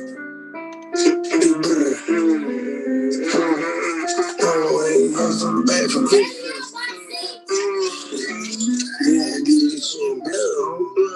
bitch, I got my own fight, don't need security in the club. All they wolfing on the nigga, I thought you was a thug. I ain't got nowhere to go, I shot up everywhere they would. Yeah, you know who took this shit from you, come get it back in blood. Bitch, come get it back in blood. We ain't masked up, no Dodger X, niggas know who it was. For it, shit just like the 80s, want some back, get it in blood. Yeah, you know who took this shit from you, come get it back in blood. Cause nigga killer ain't dead, shit wasn't no RP shirt. We had 300 shots up in the car before we picked up dirt. You niggas who ain't got shit going, go grab a glizzy, get alert. Shots that you post RP and red here in the dirt. You gotta know I go too far. Got 2 O's up on this 100, one of them might stand for O block. 20 some shots left up in the K, 15 still in the Glock. Leave my door unlocked and stop, I like get on feet, park the car. Get up close, doing dirt, I ain't showing love. 11,000 all ones, let my right pocket in the club. Get faces up on me dirty, I went got it out the mud. If I took some, get it in blood, I don't give a fuck where we was. Bitch, I got my own, if I don't need security in the club. All they wolfing on the net, nigga, I thought you was a thug. I ain't got nowhere to go, I shot up everywhere they would. Yeah, you know who took this shit from you, come get it back in blood. Bitch, come get it back in blood. We ain't masked up, no Dodger X, niggas know who it was. For it, shit just like the 80s, want some back, get it in blood. Yeah, you know who took this shit from you, come get it back in blood. Soldier boy, tell me. The dance flow silly, the ladies gon' feel me, the fellas in the back, and they twisting up a filly. Get silly, get silly, get silly, get silly, get silly, get silly, get silly, get silly, get the dance flow silly, get the ladies gon' feel me, get the fellas in the back, and they twisting up a filly. Get the dance flow silly, get the ladies gon' feel me, get the fellas in the back, and they twisting up a filly. Too silly. Look at my wrist too silly. Look at the girls throw me fish cause my rims big willy. Look at my rap too silly. I rap too silly. With poor fantastic cause I got a dilly. Cause no work for milli. Forget a rubber band cause you can't put a rubber band around a milli. I be wildin' on an island somewhere just like Dilla. Dillin' who like the dance and then I Dilla. I bop, bop, bop. I'm the man, girlfriend. I'm the reason why you wanna lose your man, girlfriend. I'm calm like the sea. I blow like the wind. And now that I'm straight, I'm about to act a fool again. Get silly, get silly, get silly, get silly, get silly, get silly, get silly, get silly, get the dance floor silly, get the ladies on silly, get the fellas on the back, and they just say no silly, get the dance floor silly, get the ladies on silly, get the fellas on the back, and they just say no silly. My shakes too silly cause they made back a valley. Jay's so excited you can find them little buddy. I'm not Nick Cannon but I'm wildin' out clubbing, watching everybody dragging while I'm popping something bubbly. I'm trying to do it big. The boy from the A. I'm trying to represent the haters in my way. I play this game to win. Watch me take it to the alley, knock them all up like some pins. Right now, jump, jump, jump. I'ma still like silly, cause everybody dance it and everybody do it. Got sex in my dream, just like my name was Billy. While I'm jacking on you, I'm captain like a robber with it. Get silly, get silly, get silly, get silly, get silly, get silly, get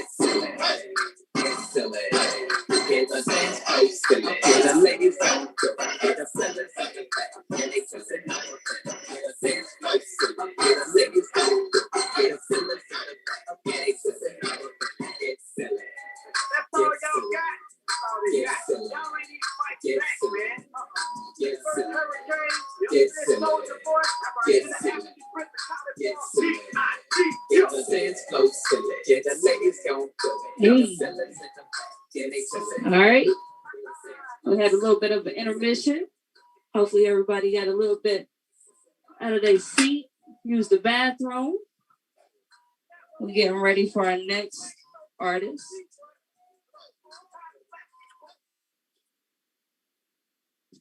All right.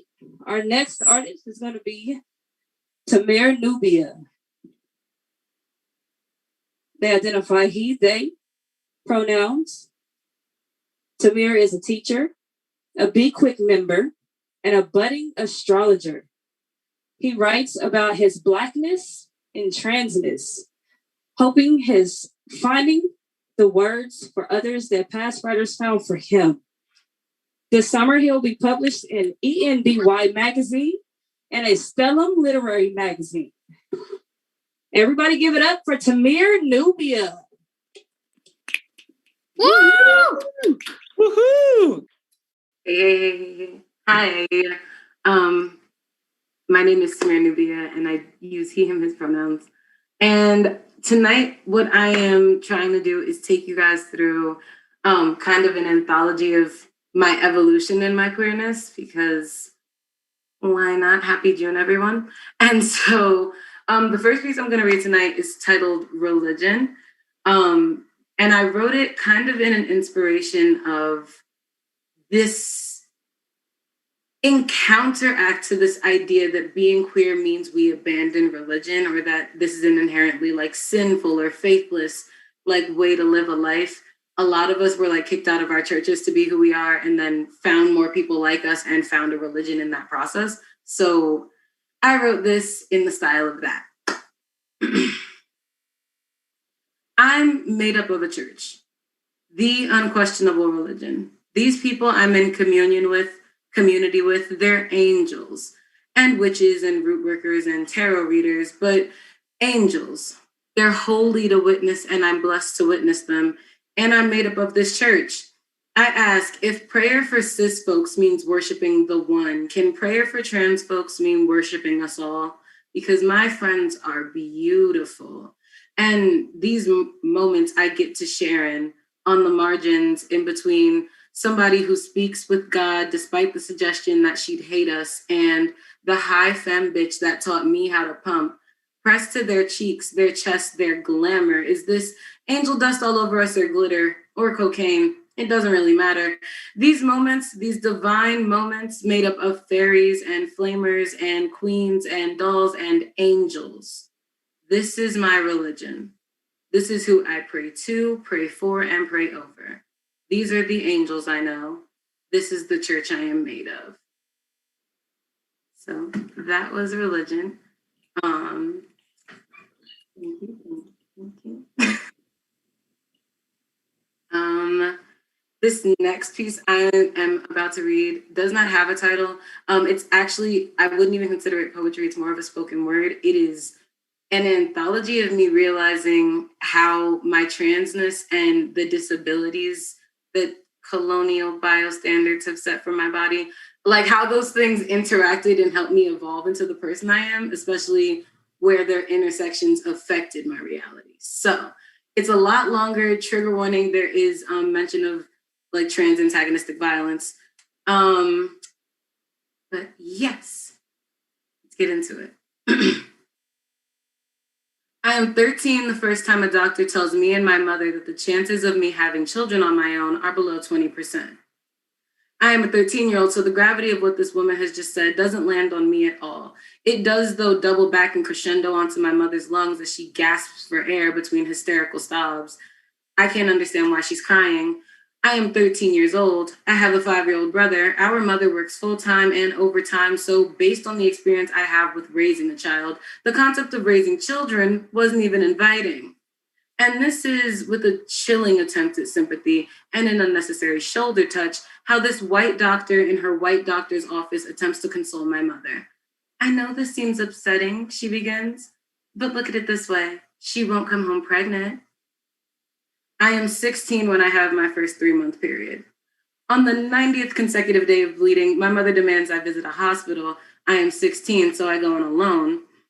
The hospital nurse asked me if there's any chance I could be pregnant. I tell her no. She asked when my last period was. I tell her I've been on this one for 3 months. She tells me periods don't last for 3 months and then asks what kind of birth control I use. I tell her I'm not on any, and she rolls her eyes, yet does not look at me directly when she asks me how I avoid pregnancy. I could have pointed out that periods shouldn't last 3 months, hence my presence in the fucking hospital. I could have emphasized that assuming I was on birth control at 16 was medical racism. I could have demanded a different nurse, but I didn't because I didn't have the range yet. So I told her I was a lesbian instead, and she laughed because this totally explained it to her. Not to me at all, but to her. Oh, of course, she begins. That's our issue. Girls your age come in here all the time with the same problem after their girlfriends have been a little too rough or it's been a little too long since their last manicure. She laughs again, but I notice less this time because I'm beginning to disassociate. I'm beginning to disassociate because I am overwhelmed by my inability to follow this conversation. What is she talking about? I hadn't had sex in months. I hadn't had sex in months because of the nonstop bleeding. I moved to tell her that this is not some sort of deviant sexcapade that I hadn't considered. Before I finish, she tells me most people don't notice in the heat of the moment. She tells me to abstain from sex for a while the issue resolves itself. She sends me home. I never actually see a doctor. I tell my mother all I know about the situation. It's a flare-up. They just happen sometimes.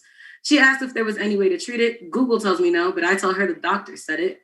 I can't put into words why, but somehow between her and the nurse, this is starting to feel like my fault.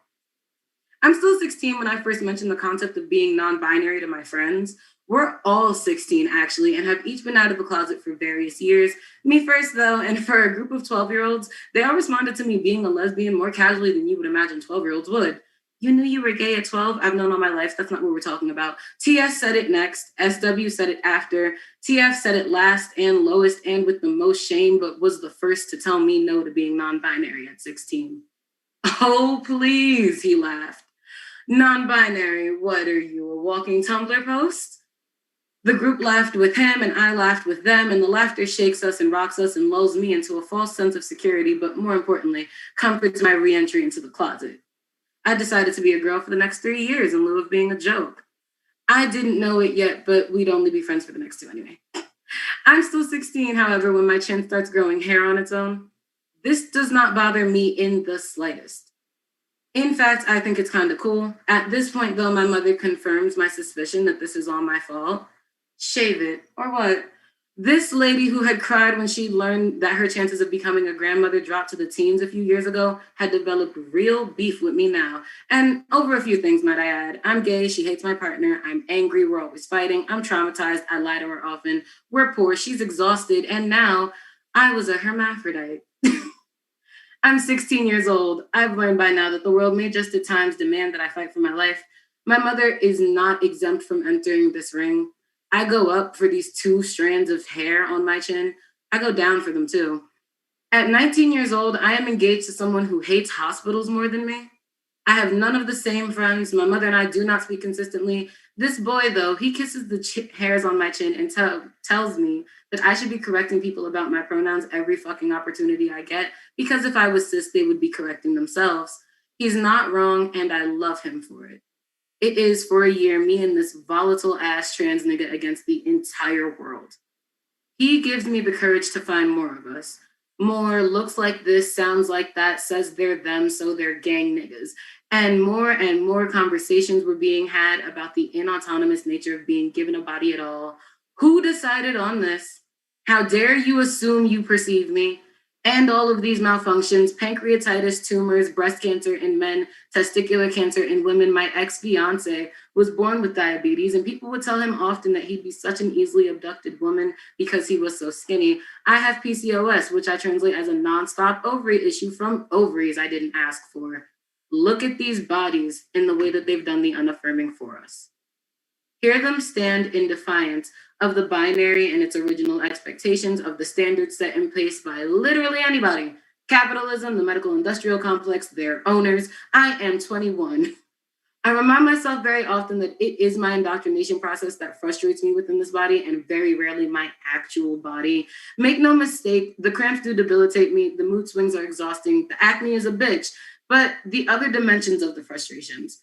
my inability to work as much as I want, that fear that the guy I knew had of being kidnapped, the dysphoria we experienced at least once a month together. They're related to other people's ideas. What makes the world ableist is what makes it transphobic. It is also what makes it sexist, classist, and racist. It is a process of indoctrination. As I grew up in a settler state, it is often my problem. It is never my fault. I make the promises of my time, my energy, and my labor. My body reminds me regularly that she didn't even come here to listen to me, much less y'all, the true anarchist of this system I think I'm running. She's disinterested in your perception of her as a woman. She's disillusioned by the idea of working as much as you think she should. She reminds me of my mother in a lot of ways, responsible and dedicated, but overworked and begrudging as a response. And on that note, I do not fault her for disagreeing with me anymore. And that's the untitled piece.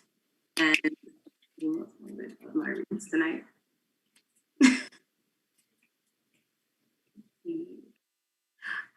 From here, the pieces get lighter and more love-based. So up next is a piece that actually did get published this year. It's in Mental Realness magazine as we speak. If you want to go find this and another piece of work of mine in print right now. This is titled Love the Sunkeeper. Some of you may have heard it or read it, and yeah. You know what I weave masterfully? Love. Handmade love, crocheted love. I don't do fast fashion any more than I do faux feelings. I'm an artisan. I sit down with my spool of sun rays and spin them between my hands. I create self-love, warm love, soft love. I drape you in gold and tell you you're worthy. You find me in silk in my home on the sun. You look for the beauty you see in me in mirrors. You find it because I left it there for you. Somewhere else a long time ago, someone made where they make shard ice, taught you that this love I give is imaginary. They sapped you of any of the light you'd ever known while insisting it was a fool's treasure. They embittered you. They made you furrow your brow and grind your teeth. They told you I was a liar before we'd ever met.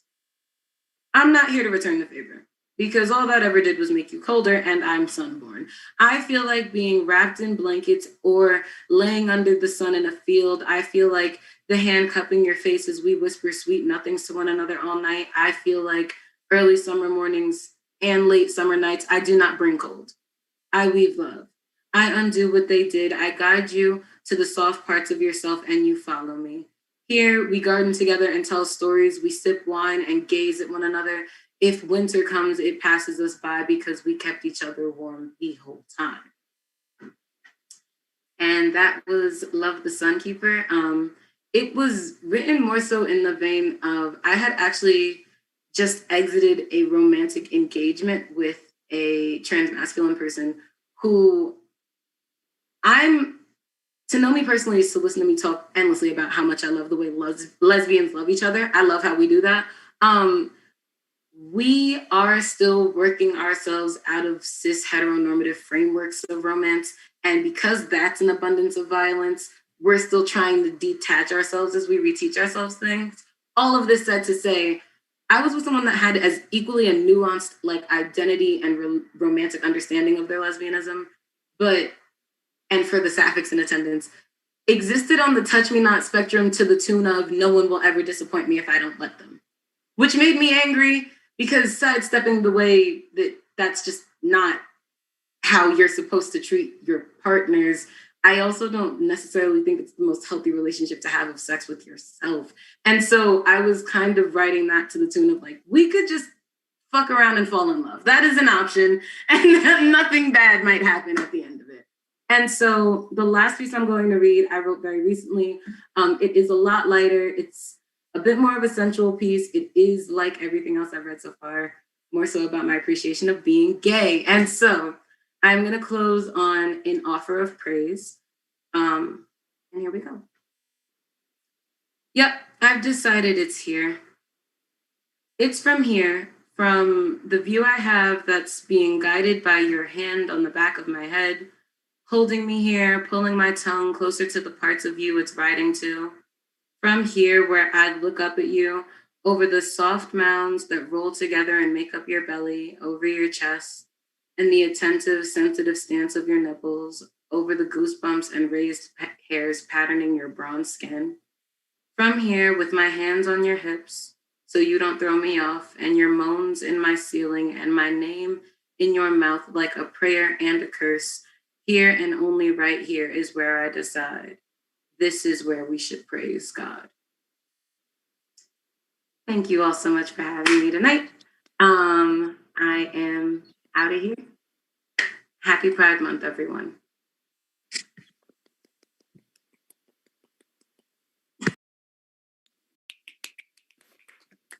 Woo!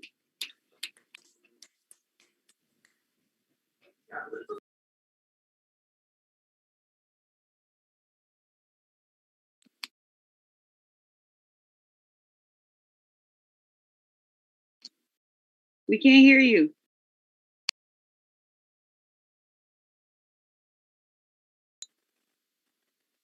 Oh, I'm so sorry. I was not aware that that you guys could not hear me. Everybody give it up for Tamir. We do appreciate you, Tamir. Our next artist that we do have up is THEL. Please welcome the critically acclaimed artist known as THEL.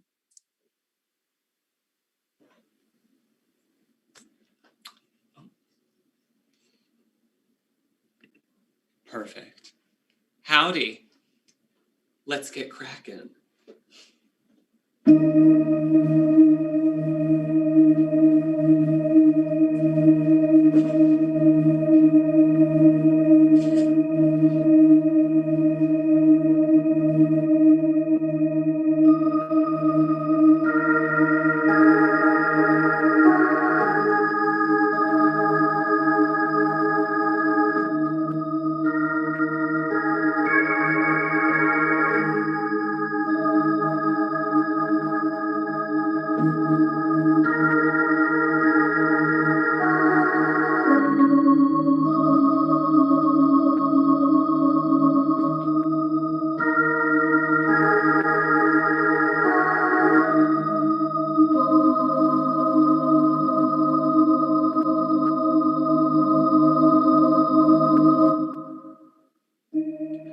I don't remember jumping in the pool, but my pillow's so wet and my head's so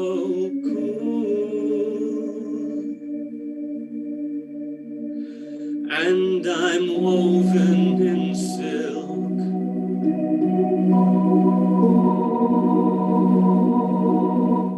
Spilling spoiled milk.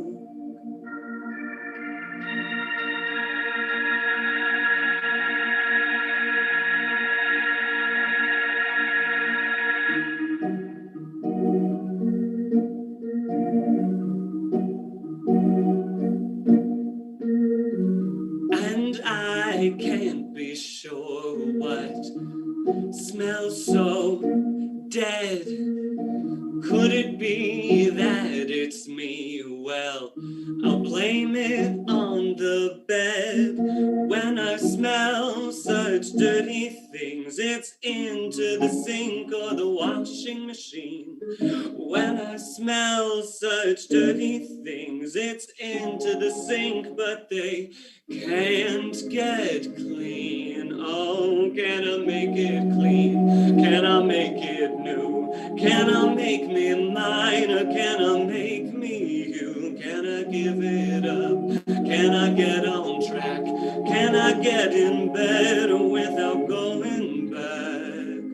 Oh, oh.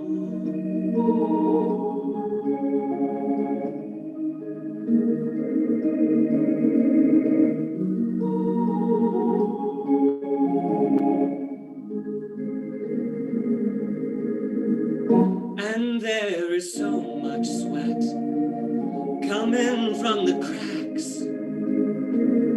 Oh God, I think these floors are gonna have a heart attack. My nose, it knows that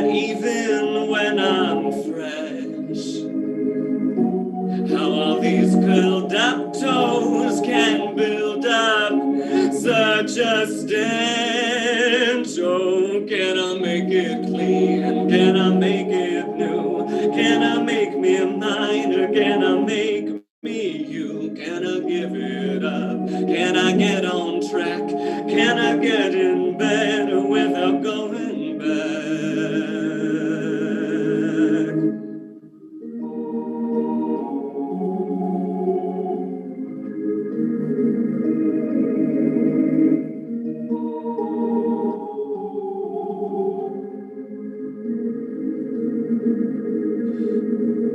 I don't know what went wrong. Did I run too much? Did I sleep too long? I don't know what fell through. Did I push a brick? Did I see something new? I don't know what I lack. I thought I gave it up. I thought I gave it back.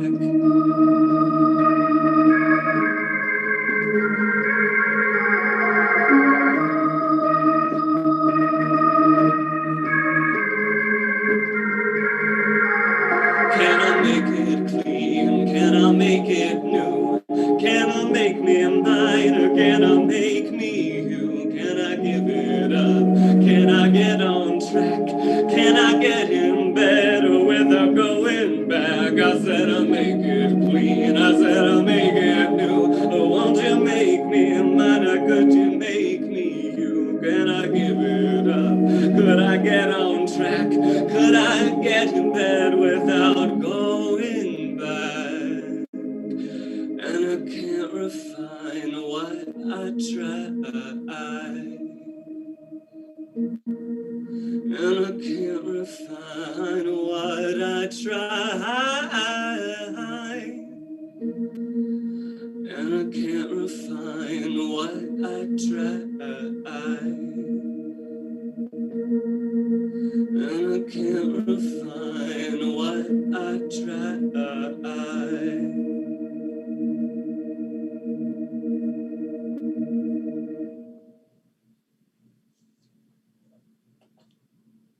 Well, we have one other song for you tonight. That was entitled Stench from my recent record entitled Fig. Check it out on any available platforms.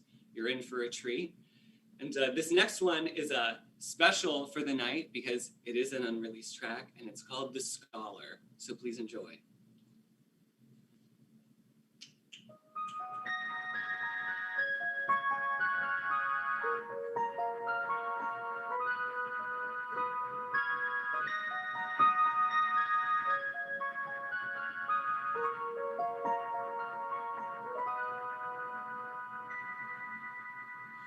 For the weak,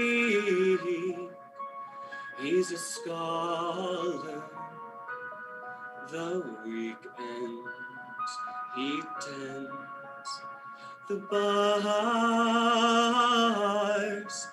and you know, I fear I'm losing him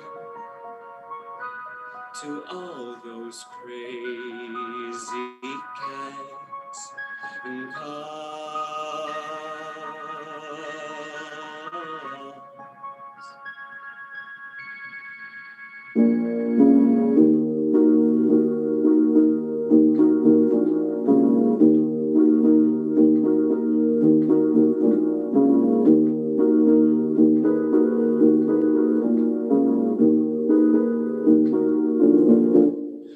A gentleman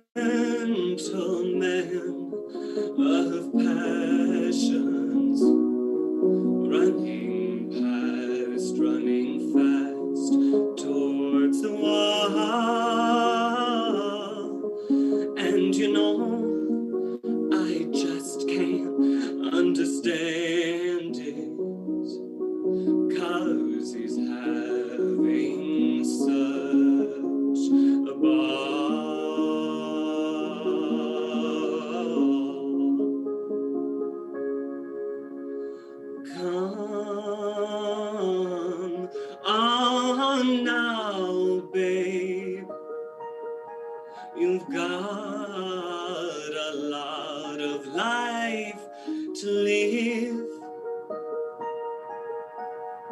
wrapping up everything, sitting down and settling, but I'd give anything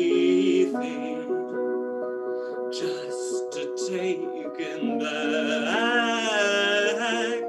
Oh.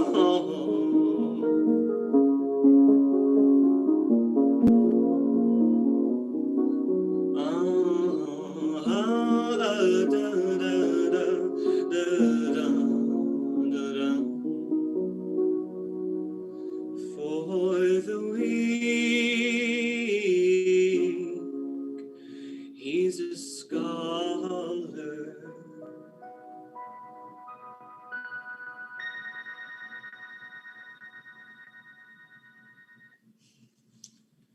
Thank you so much for tuning in. I hope you enjoyed. My main social is, if that matters, is Instagram. Check me out. It's going to be project_THEL.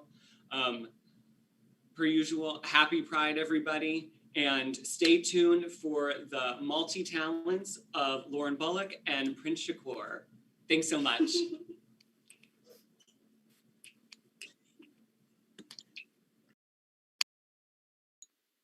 Everybody give it up for THEL. Woo, woo. Yes, great job. I really enjoyed that. All right, our next artist that's coming up is Lauren Bullock. She identifies by she, her pronouns, and is a queer, multiracial writer, performer, teacher, events organizer, and model. When not creating, she enjoys fighting crime as a costume vigilante of many aliases. Everybody give it up for Lauren Bullock.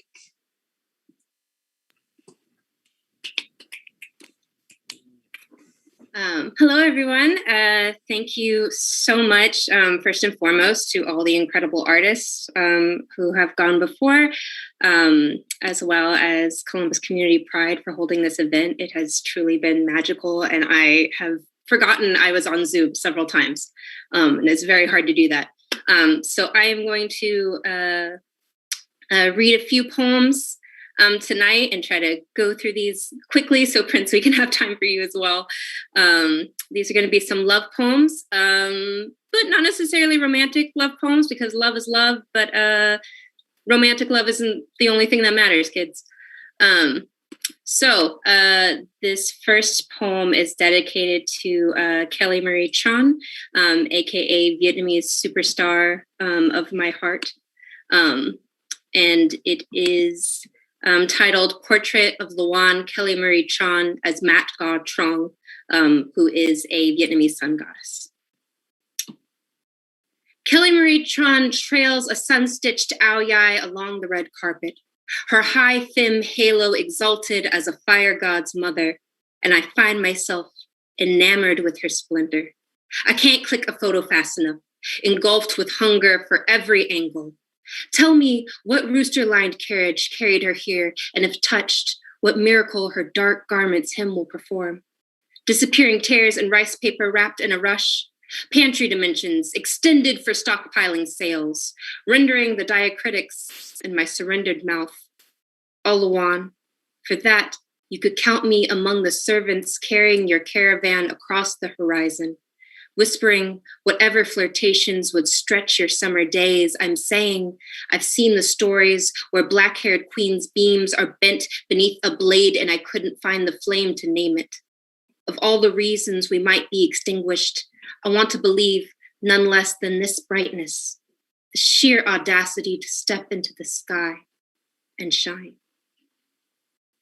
Thank you. So this next poem is about my love for the woods, specifically my love for running out into the woods by myself, which as a Black and Asian queer femme is like the worst, most horror movie idea that I could do, but I do love it and I do it all the time. It's entitled Why We Go Missing. In August, every deer I meet becomes a prayer. Slow brown noses forging the muddy underbrush practically underfoot.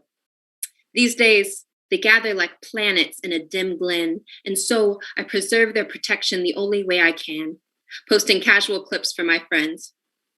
But who's gonna get me lost in this forest? You text me weeks later, along with a photo littered with the umber arms of trunks and ferns, jade bright against a red envelope path. Of course I ask for more. What I know about trees, I know about safety. In one country, my ancestors watched theirs shrivel into char by charity-starved invaders. In another, a harvest. Noosed and grimace as persimmons, I ask if anyone is with you, and I already know the answer. The way you know to avoid the half-hidden trail despite the daylight. I recall us disoriented in other woods, mere hours after stern warnings not to disappear into the black queer ghost stories the locals would no doubt gossip into newspapers.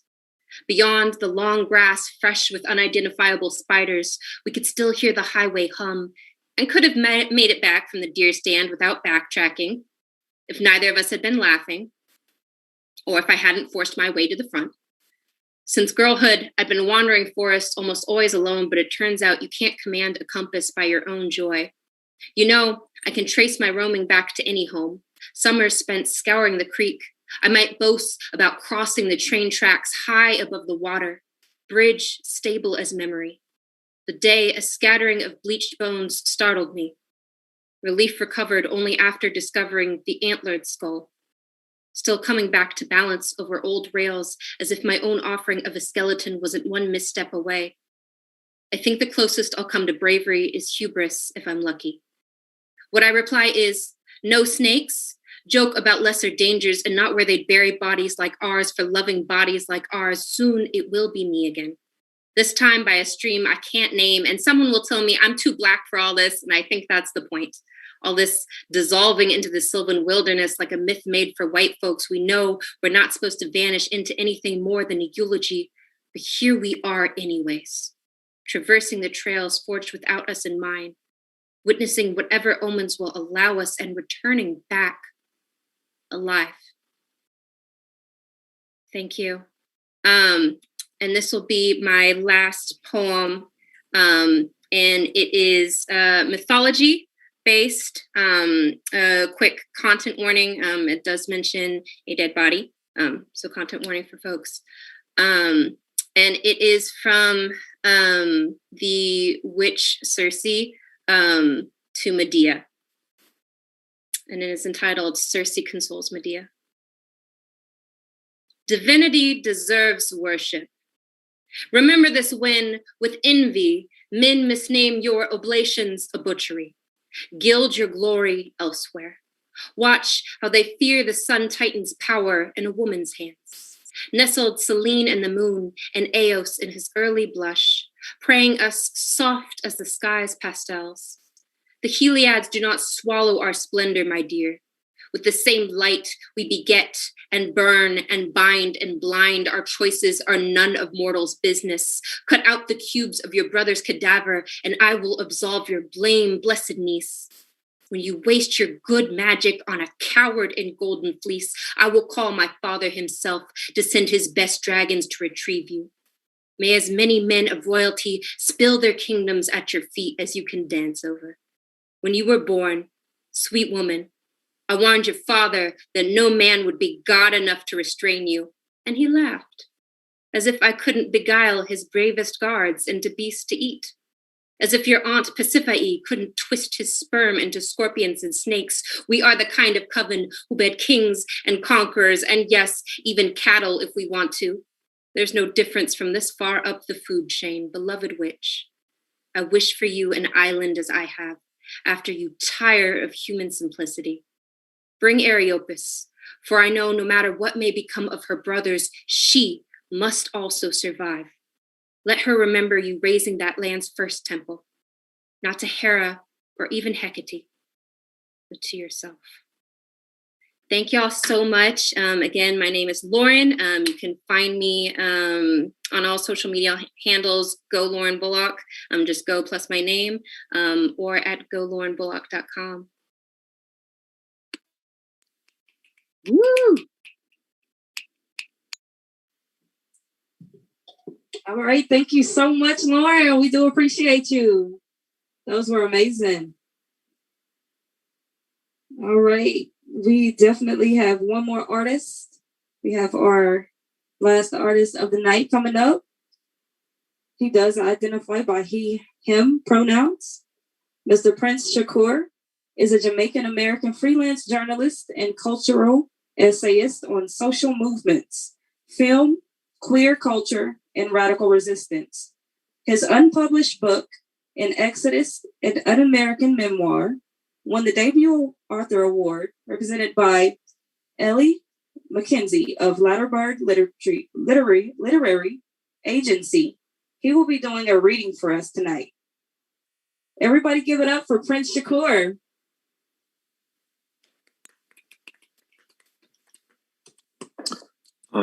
Hello everyone. I hope you can hear me. Thank you for letting me be here. I'm going to be doing a little reading from a novel that I'm working on right now. I'm trying to finish it this summer, probably this month.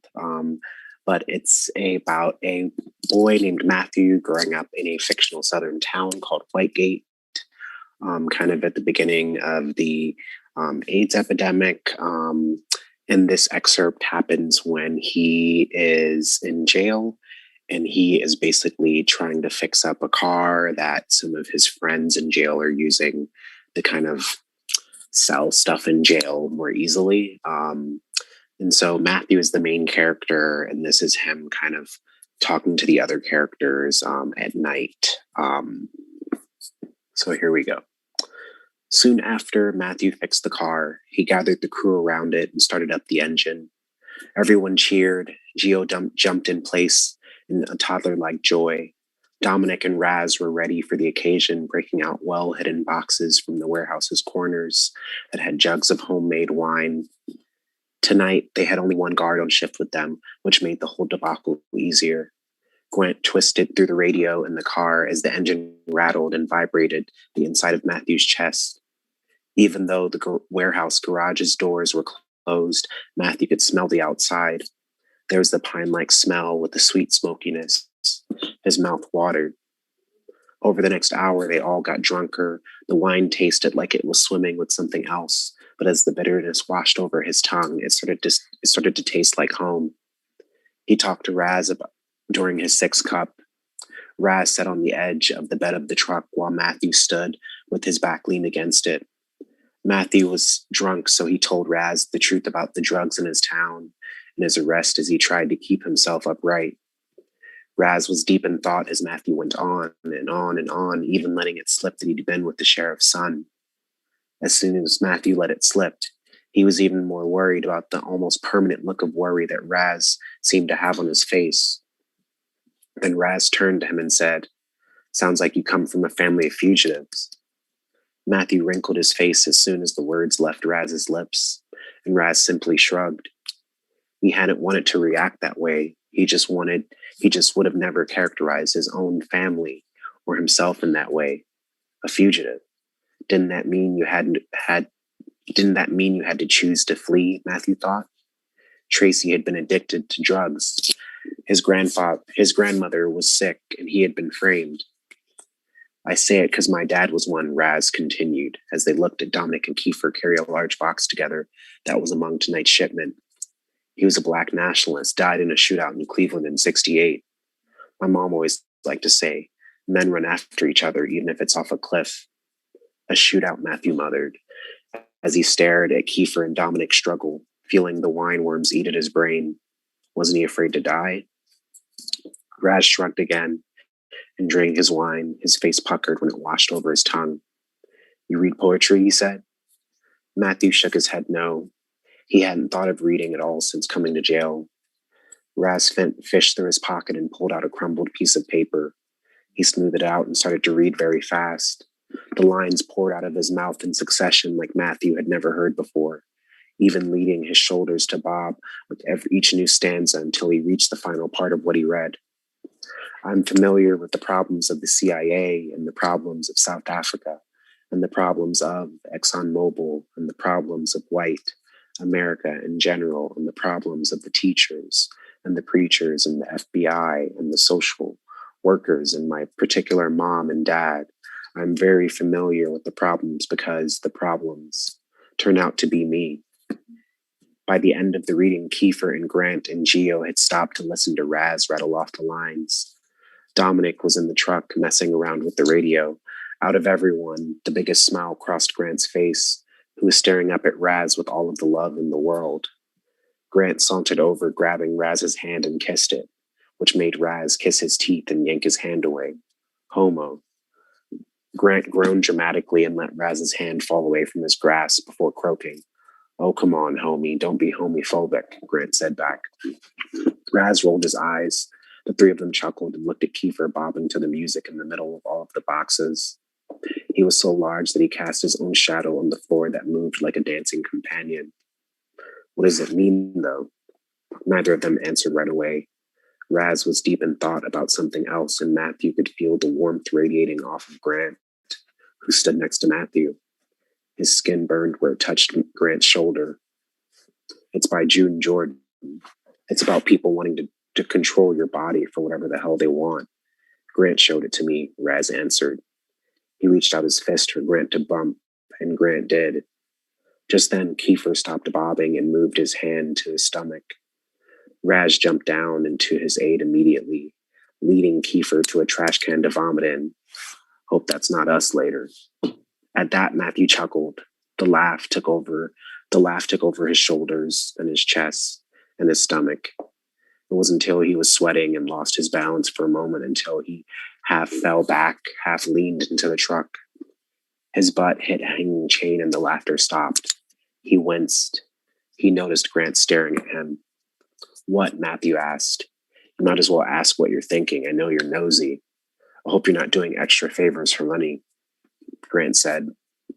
Matthew looked at Grant to decipher exactly what he was saying, but even in that moment, he realized he needed to know more about Grant to have any idea of what he was alluding to.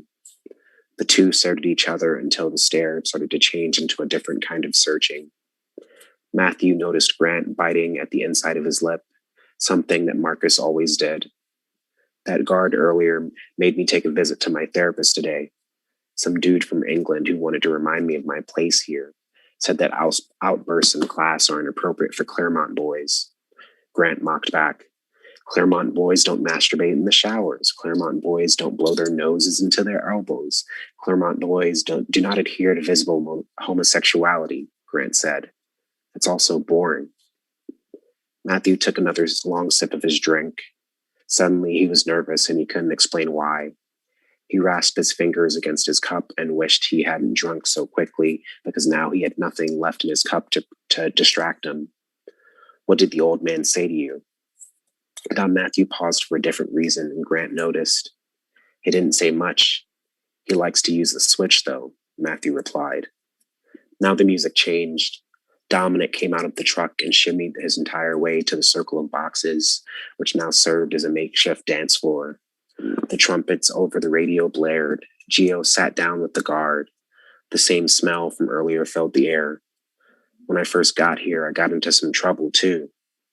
They called this whole meeting and I met that dude that started the program, Grant said. Dude was mad crazy, started talking about the next rapture. Reminded me of how people in New York acted outside of the churches when I was a little kid. Then it was the shoe. The shoe? Matthew said back. Solitary confinement, Grant replied. 4 days. Now Grant got the far-off look in his eyes that Raz had earlier. His arms were crossed and his breathing slowed. The look didn't scare Matthew, only made him curious about what it would even be like to live inside of it. After a while, the look faded and Grant blinked and turned to Matthew. But things are going to change. We got this truck and we're going to get more shipments. We can each start making some more money, thinking ahead. Maybe Dominic can get a chance when he's out of here to get a visa. Sounds like a dream, Matthew said. Exactly, Grant replied, because that's how reality starts out. As a dream we got to make happen or else. The song that Dominic was listening to reached its end. Another song, something slow and long and moody, which led them all to dancing and orbiting around each other. Or else, Matthew thought, means being sent away again, more of the same. The thought would have saddened him, but Grant was near him and hooked his hand around Matthew's waist and pulled him the slightest bit closer, but not too close. They moved like snakes and suddenly, or else, didn't matter so much anymore. And that's what I'll share. Thank you. And if anyone wants to check out any of my other writing or anything, you can check out my website, Prince, PRINCE, Shakur, SHAKUR.com. I also run a podcast, and if anyone wants to listen to it, I interview artists.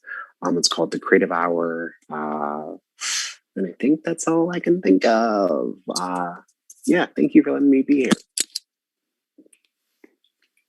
Thank you so much for sharing. We do appreciate it. That was great. All right. We are definitely at the end of our event here. I would just like to thank everybody for coming out. We do have a few announcements that we're going to have here from Charlie. Let's see.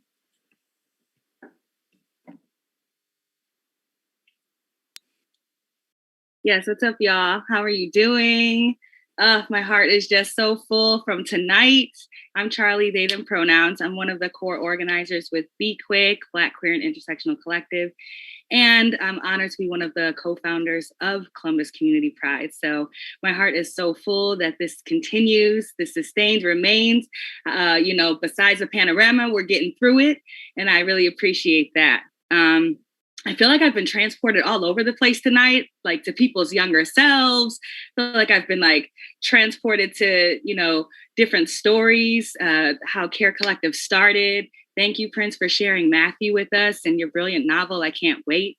Thank you to all of the singers. This is incredible. Waverly and THEL, y'all killed it. Thank you so much. And I've been transported definitely to space and whatever intergalactic thing that was that y'all were in, Danny, Alia. I love it. So thank you. Columbus Community Pride, for those of you who don't know, really started and launched in 2018 after queer and trans people of color were brutalized in 2017 at Stonewall Columbus's Pride during the parade. Stonewall Columbus, as many mainstream prides, have really uplifted rainbow capitalism, have unfortunately centered whiteness. They've really erased a lot of the, legacies and, different types of things that our elders have really done to get us to this point. And they've really been heavily policed, which really doesn't cater to the safety of Black and brown, queer and trans people. And so I have been extremely honored to work beside brilliant organizers to really continue to bring this to light and to make sure that we're creating safe spaces where police are not at Pride and we're centering BIPOC communities. So thank you all so much for being here. I just want to go ahead and tell you a few events that are happening. Now, tomorrow we're going to be doing some queer skating, y'all. So we'll be at Skate Zone 71, which is going to be really great. It'll start at 10 o'clock, so please feel free to come through. After that, we have on the 23rd, it'll be Sexual Health Night with TK and Shay. I'm really excited for this. They run the OHIV hotline through Equitas Health. That'll be at 7 o'clock on the 23rd. That's Wednesday. And make sure you're there for a couple hours with us to learn about kink play, learn about how to be safe, consent, all of these things that a lot of our communities really want to know. Kink has always been a part of Pride. It's radical and that's part of our roots. So we're bringing it back. We'll also have on Sunday, the 27th, it'll be our first youth-centered event where we're just focusing on our youth. I cannot wait to see this come to light. We're going to make sure that our youth can artistically express themselves with the help of local artists. So please make sure that our youth know that they're welcome. That'll be from 2 to 5 on Sunday. And then we're going to have LGBTQ storytelling night on the 30th on Wednesday to bring it in. So those will be our events. We'll have them up on all of our socials. All of them are up on our Facebook now, so we'll get things up on Instagram and Twitter soon. But I just wanted to say thank you all so much again for an amazing and wonderful night. And then, of course, we'll have our in-person festival in the fall to make sure that we're being safe. We ain't got nothing to worry about with the panorama, hopefully. So that'll be October 9th. And I think that'll be probably from 12 to 8. So that's everything. All right. Thank you so much. Make sure that you're uplifting all of these artists and look out for them after tonight. I'll bring it back to DJ Faye Waye to shut us down. Thank you. All right. I'm DJ Faye Waye. I do have a business, Melanated Divine Nation. If anybody is in a position to want to check that out. I will also be at Slammers this Saturday, so for Pride Weekend. So we're going to have a nice little time there if anybody wants to step out as well. So definitely would love to see you guys in person. If you want to wear a mask, wear a mask. If not, you don't got to, because that's where we're at right now. I would rather you be vaccinated, though. Just saying. It's just me. DJ Faye Waye. Thank you all so much. I do appreciate you guys. I'm going to close this out with a song. And then you all have a wonderful rest of your night.